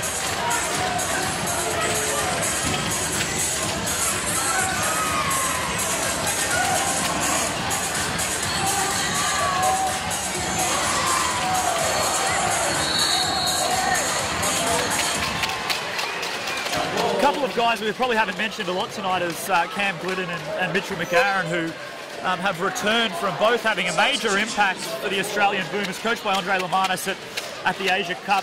Mitch McAaron particularly announced himself on the world stage as a representative of the Australian senior national team and a really important part of that group. So I think they'll both have really important roles with the Cairns Taipans, and certainly will play pivotal roles for them moving forward as the NBL season approaches, but haven't probably had the impact on the game tonight that we would have expected. Yeah, Glidden's been a leading scorer for the Taipans for the last couple of seasons.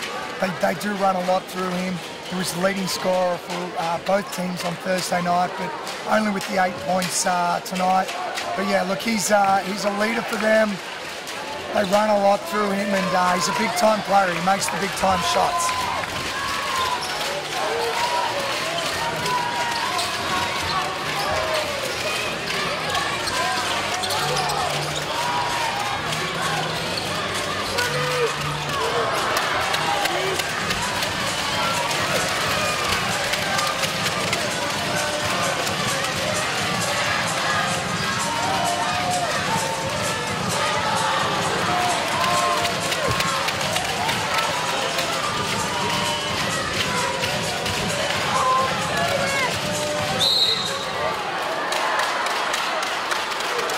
shot down the other end by the Taipans, Mike Carrera misses, but that's the type of shot I think he needs to work towards. Is he's got a big, strong upper body, great athletic abilities.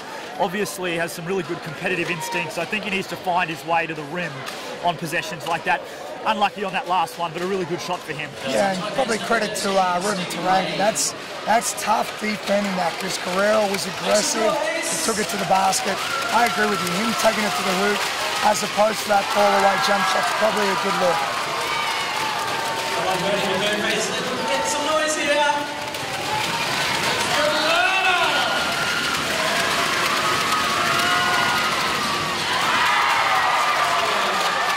Bullets edge their way into the lead with 6 minutes to play, 71-70. Now we're pretty privileged to see Coach Lamanis and Coach Fern locked in a chess match. I think we've got two outstanding coaches. It's going to be fun to see how they manage this the last 6 minutes of the game.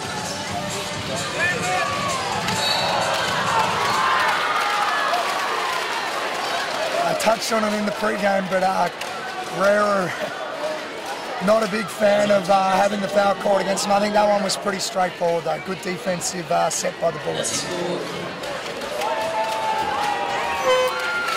And whilst a little bit out of control, I think the intent was right. You know, like he put it on the floor and he tried to get to the rim. Now, didn't end up the way he wanted it to. Probably wasn't under enough control. Needed to play with a little bit more poise as he entered the keyway there. But the intent to get on the rim is where he needs to be. And I think he tried to demonstrate it on that possession. Defense! Defense! Defense! Defense! Defense!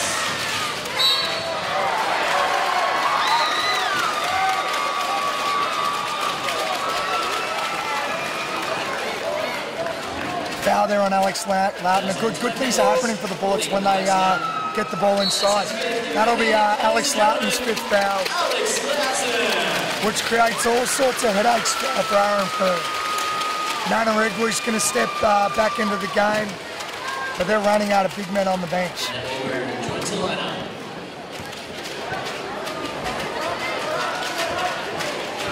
Let's make some noise. I think for the Taipans, they've just been a little bit dribble happy the last few possessions.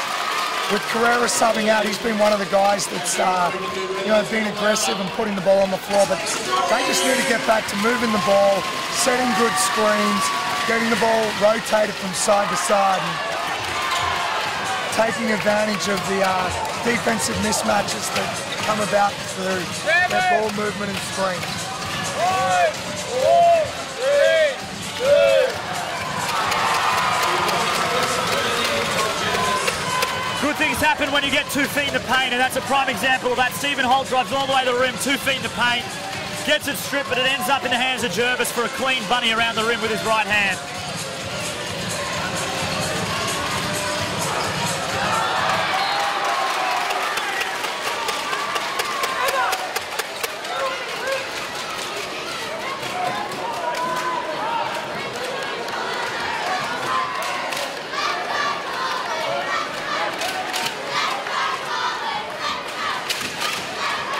You may have heard it through the microphones there, but Aaron Fern getting stuck in the Nana Eggley. He wants him to hit that screen and get on the ring where he does a lot of his damage. For what it's worth though, a good set by the Taipans, just getting back into their flow offense and getting the ball from side to side.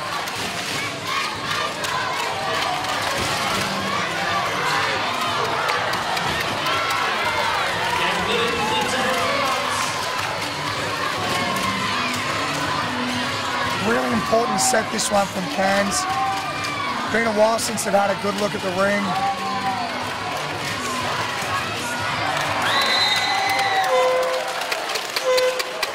And that may not be the look they want with Agent 97 taking it into Tom Jervis, but lucky enough to get the ball back as Aaron Fern grabs a timeout. Now, we mentioned it before, Matt, but again on that last defensive possession from the Taipans, Tom Jervis catches it at the on the split line on the top of the key there and throws a simple pump fake, gets Nanaregu in the air and puts it on the floor and gets to the rim. That's happened twice tonight. I think Nana would be a little bit disappointed. He prides himself on a tough physical defensive presence, and I think he'd probably want those possessions back, and having reviewed that would want to stay on the floor and make sure he keeps the basketball in front of him a little bit more effectively. CQ Party Hire and Holster. Ladies and gentlemen, a big thank you to our corporate sponsors this evening. Yeah, a lot of responsibility for Nana down the stretch now. He's going to be the, the big guy for Cairns as they play the last 4 minutes 34 here. He's going to need to do a great job defensively, not only guarding Jervis as he gets those shot fakes, penetrations, but also preventing him from getting those touches in the post, because Cairns have struggled a little bit when the ball's gone to the post. They've done a good job of doubling, but Jervis has been pretty good when he's caught it inside.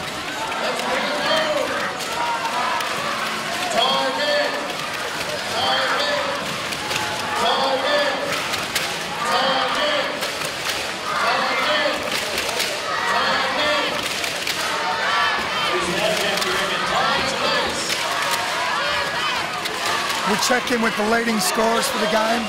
We touched on Damon Hire. He's had an outstanding game. He leads all scorers with 22. Jared Weeks has also got 14 for the Taipans. And Daniel Kickett, who has been a real key for Brisbane getting back into the game, leads them with 17. Tom Jervis has worked his way up to 15 points as well. Shot clock violation there from the Taipans out of a timeout. That kills you coming out of a timeout. Yeah, and didn't have the awareness. Sure, Coach Fern made them aware during the timeout. Just a little bit of a mental blank on that one for the Taipans. Here we go, defense.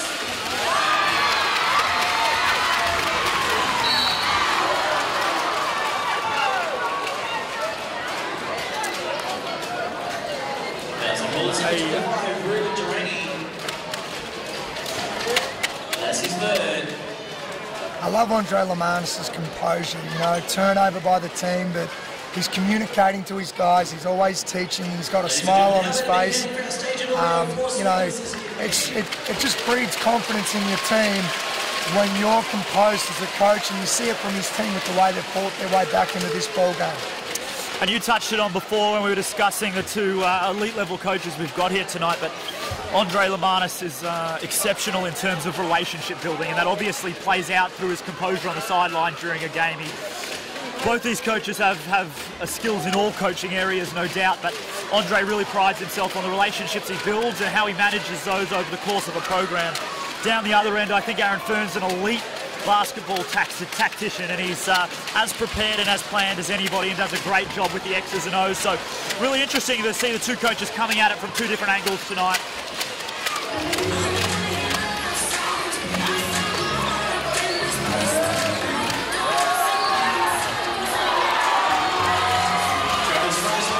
Cairns bench looking for a call on that.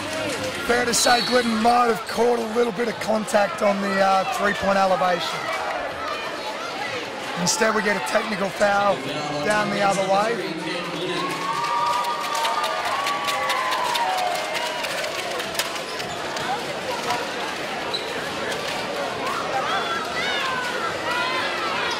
That's his second. Technical foul to Clam Giddon. Travis Trice going to shoot one from the line. This is a really important possession here. Brisbane up 74 to 70, make that 75 to 70, and now they've got an opportunity to extend this to potentially 8 points.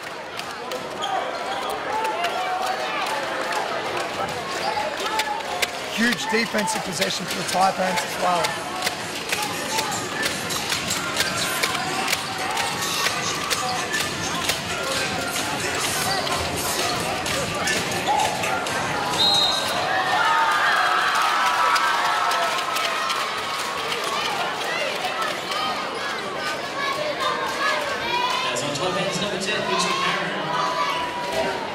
Maybe a lucky one there. The passing was a little bit loose, but Petrie gets after it. He catches a little bit of contact, and he'll now walk to the line for 2 free throws.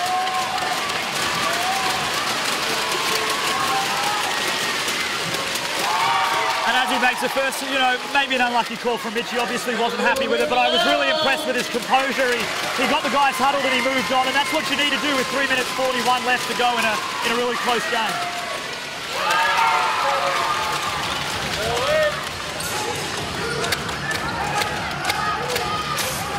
Look, there's still plenty of time here for the Taipans. They've just got to get back to doing what they do well, which is moving the ball, running their sets.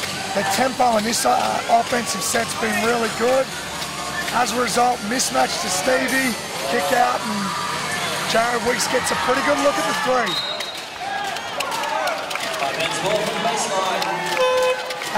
As a result of forcing Brisbane into some rotations, Nanaregua gets good offensive rebounding position under the basket.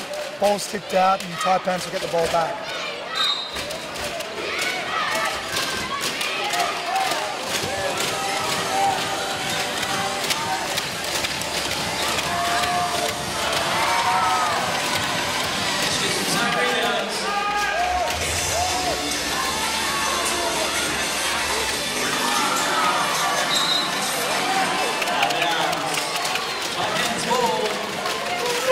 And I'm on our Twitter account. I'm actually getting a number of personal messages rather than tweets.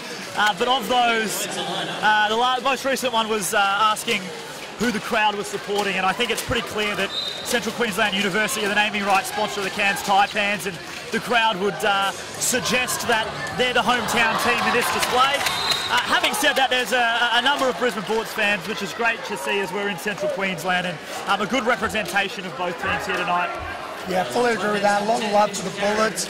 As I look out into the crowd, we're seeing a good mixture of orange jerseys and the Bullets jerseys. I got to say, I'm actually really digging the new Bullets. Well, when I say new, the old Bullets uniform. I appreciate what they were trying to achieve with the maroon, but I think true Bullets fans love white, blue, and yellow, and it's good to see the Bullets back to a more traditional jersey.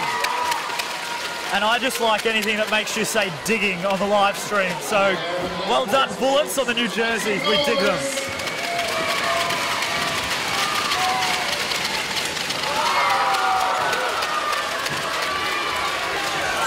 And some more disruptive backcourt pressure there by the Brisbane Bullets. Back into their man-to-man. We've got a break in play here.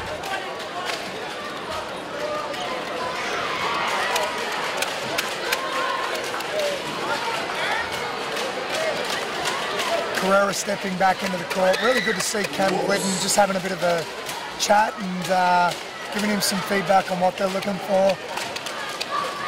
Cairns in desperate need of a great possession here and a basket. They're down 9.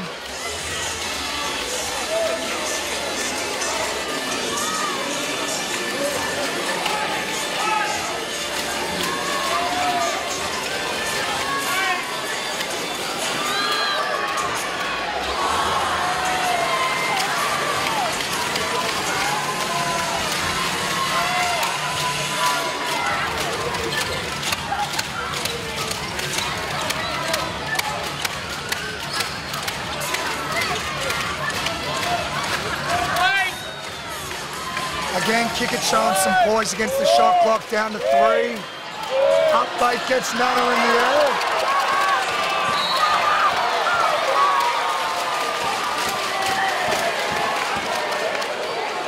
And I'm not sure what's going on here because it looked like there could have been a goaltend, but I think in the process the shot clock was reset. And it's on time, number 13, Stevie Way. As a result, though, Daniel Kickett makes his way to the line for 2 free throws. But I think the veteran players has clearly had an impact in the second half. Daniel Kickett's been really good. Adam Gibson has had an impact late in this game, just through experience and poise and leadership. They've been able to get a grip on this game in the second half. Yeah, I think real credit to Tom Jervis too. His ability to run the floor and get early seals, his energy at both ends of the court. It's made a really big difference as he catches it inside again.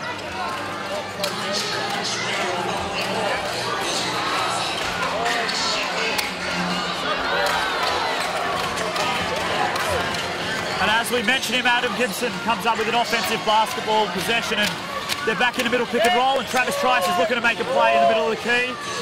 Shoots a tough one. Stevie Wade comes with the rebound.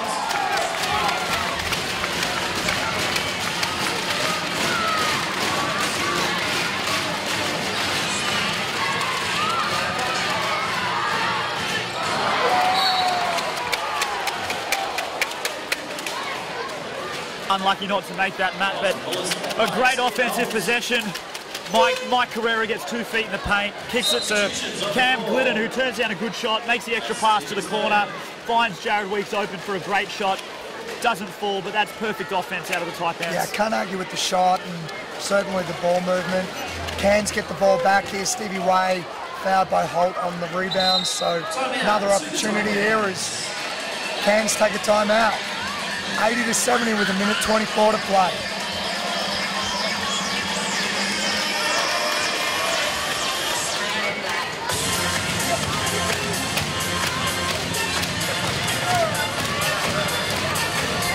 What do we see from Aaron Fern coming out of this timeout? Team's down 10, 1:24. Now we know he's got the competitive instinct. We know he's going to get after the Bullets. Are we in a position where they're going to start fouling early, or is it more get some early traps, see if they can create some turnovers, speed up the tempo and get some quick hitters back the other way?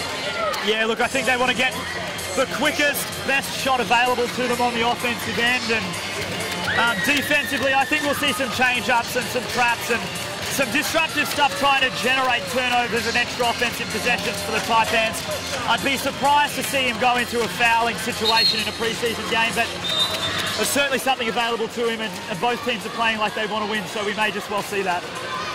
Look, 1:24, still a lot can happen in this game. You know, we know Cairns have got some great shooters.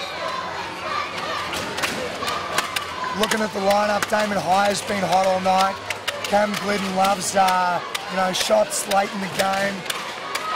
Jared Weeks gets some great penetration, so still some firepower for the Taipans, but be looking for a good possession right here to get a quick score and apply some pressure back the other way.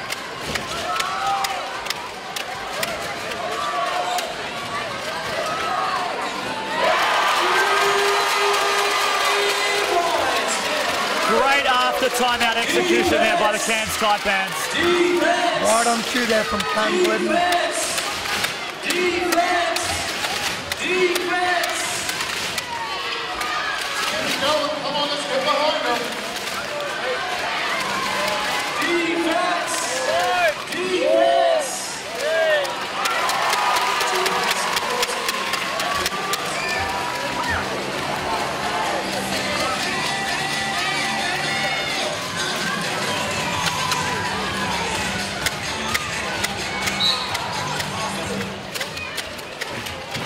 One of the things we spoke about at halftime was Brisbane probably needing to do a little bit better job in that last 8 seconds of the shot clock and the penetration phase.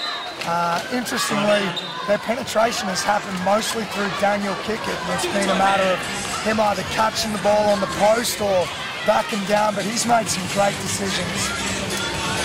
Yeah, it's a really simple game that we overcomplicate, you know, when you're assertive and when you get 2 feet in the paint on offense, really good things happen. You generate stuff around the hoop, or you generally get open looks from the perimeter if the defense overhelps. And Brisbane have gone back to a really simplistic offensive formula here in the second half, and it's worked to their favour. What I'm really interested to see here is out of the Taipans. I was fortunate enough to deliver at a level 2 coaches course in Cairns with Aaron Fern, and he spoke at length about his preparation and the preparation of his teams and how they never run anything that they haven't run before in our after timeout situations. And that was clear in that last ATO with Cam Glidden getting a good look. They were really succinct for a team that's playing a pre-season game. So credit to the Taipans and credit to the preparation and planning that Coach Fern puts in. So a 9-point lead here for Brisbane. 44 seconds left in the game.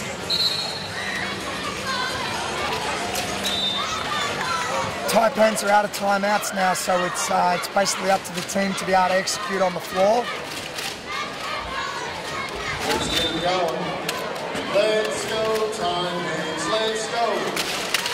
Are you changing your tip at this point, Matt? Look, if I had that option available, I'd happily switch across to Brisbane. And look, they've definitely been the better team in the second half. You know, they've addressed some of the issues they had in the first half.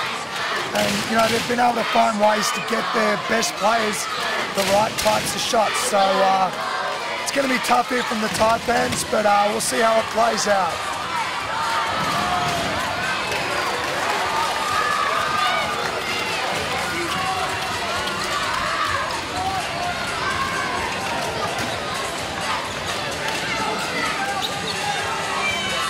And you hear Coach Fern in the background calling out no foul. I think if it was a real game with a win and a loss that mattered to them, that'd be a different situation. But in the sport of the game, he's gone with no fouling, and they're just going to play this one out.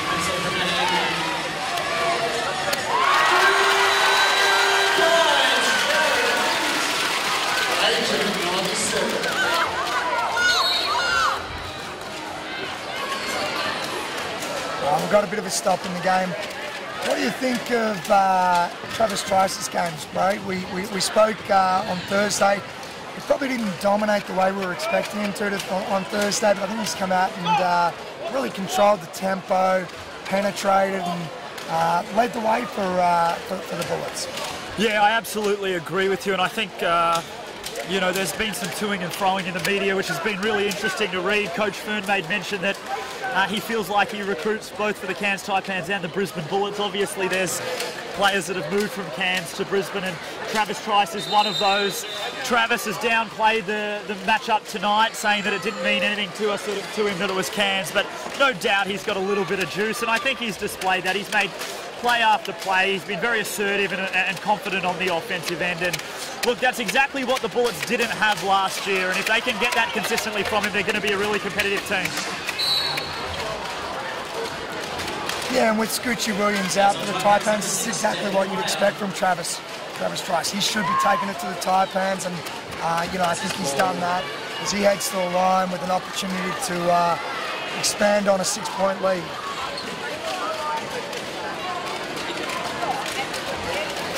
So next week for the NBL, we're moving to the pre-season blitz. We're heading to Traralgon. My understanding is Victorian government's thrown a fair bit of money to this too, so all credit to the Vic government for getting behind basketball. Probably not the natural choice, but certainly the people of the Latrobe Valley are going to get to see some great basketball, and my understanding is there's going to be a lot of activity out in the community to try and spread the word of basketball. So good job by the NBL and great job by the Victorian government. And that's full time here at CQUniversity Rockhampton campus as the Brisbane Bullets prevail 84-76 ahead of the Cairns Taipans. Great showing from both teams, and I think both teams clearly got some cobwebs out in the closed scrimmage on Thursday night. Both came and executed on both ends of the floor, offensively and defensively, with a little bit more crisp than they had on Thursday, and are both building momentum ahead of an NBL season that we expect to be very competitive from top to bottom. Yeah, and I think one of the big keys for both of these teams is they want to make sure they come into the early part of the season firing. You know, there's some super quality teams in the NBL this year, and you know, if you get a chance, particularly Cairns, who, as we spoke about, they've been able to keep most of their teams together through the QBL season. Brisbane's got most of their lineup back from last season. If they can get some early wins in this competition against some teams that are finding their feet, that could be telling as we, you know, get towards playoffs at the end of the season. And lastly, as we head on home ourselves, Matt, what a fantastic showing from the community of Rockhampton and the surrounding areas to really get behind this event. It was a 1,500 spectators here tonight. It was an NBL finals type of atmosphere, and something you should be proud of, and certainly something CQUniversity should be proud of. They put on a great display, two really competitive teams in an atmosphere and an environment that it was really positive and displayed the NBL and basketball the right way. So congratulations to you, congratulations to CQUniversity and the Rockhampton community on what was a great event tonight. Yeah, absolutely. We spoke about the players turning out, but certainly the crowd turned out Rockhampton Regional Council as well have done a really good job in supporting this event the last 3 years, and I think when we get 1,500 people in a venue for a pre-season game with 2 out-of-town teams, it's a great sign that Rockhampton gets behind local basketball, gets behind events like this, and yeah, look, we really hope that this is something we can continue with the CQUniversity having that relationship with the Cairns Taipans. Hopefully we can continue to bring games like this to Rockhampton and Central Queensland. And in signing off, thank you to everybody that checked in on the live stream and supported the cause tonight here at CQU Rockhampton campus. We had a lot of fun. Thanks, Matt, for allowing me to shoot the breeze and talk hoops with you for 2 hours. I really enjoyed it. Thanks, guys. Hey, Stevie. Good job, man. Fish. Good job, man. Good job. Oh. Good job, Mitchie. Good job. Good job, man.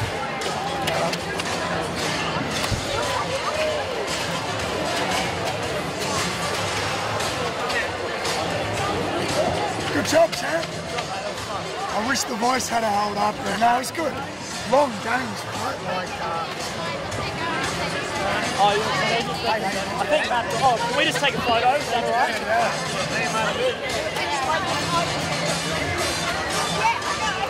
yeah. Do you want to get in front or? Yeah.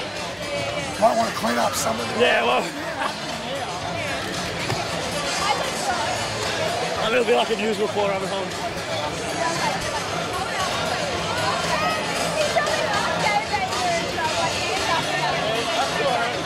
Yeah. Thank you. It'd be interesting to listen back and just, I felt like because the noise was like so loud, it was interesting to see what actually, Well, someone at the Courier Mail tweeted me about what an outstanding call it was. Oh really? Oh, there you go, good job. Some sports journo, so... I thought we did a good job with the prep, like, yeah, the prep was yeah, it was pretty good. solid. It was good.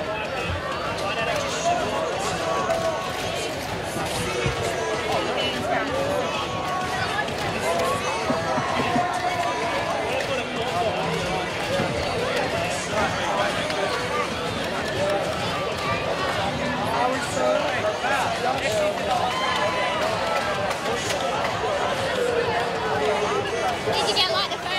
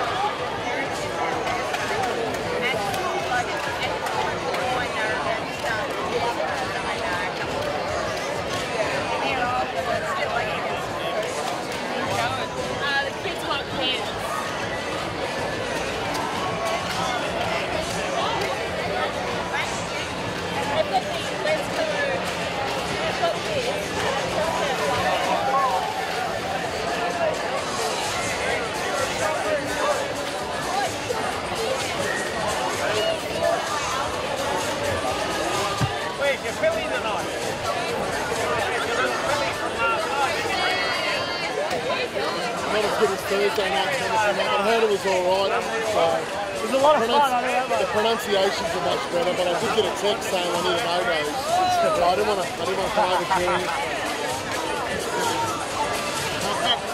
That Mason apparently, monotone voice is not going to sleep. Someone texted me about him eating a lozenge. That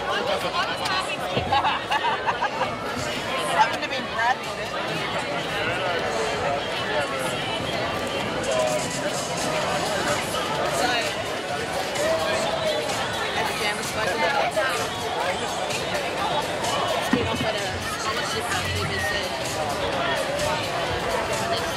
Is that your computer?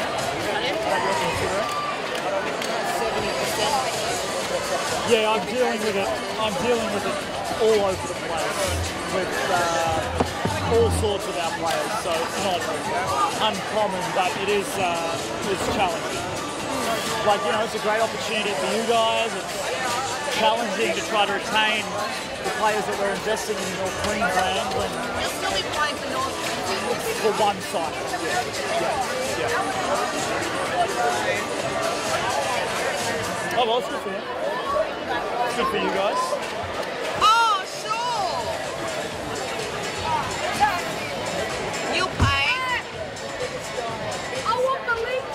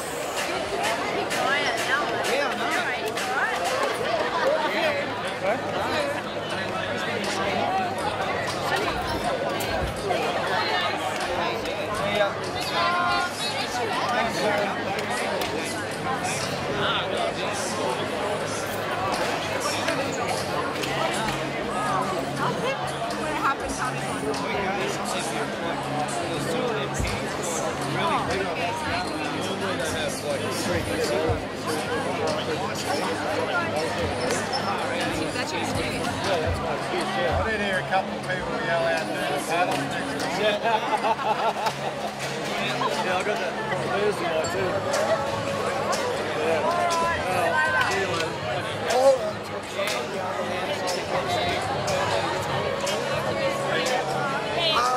I'm going to leave it here.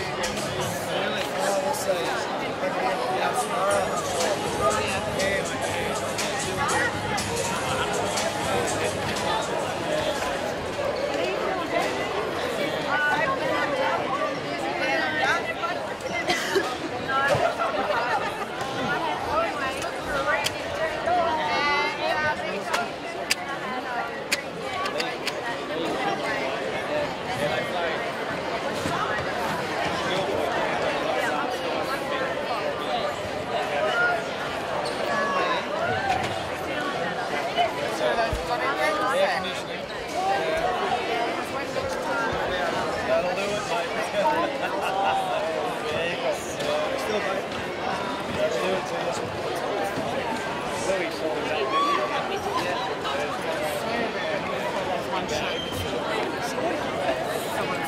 shirt.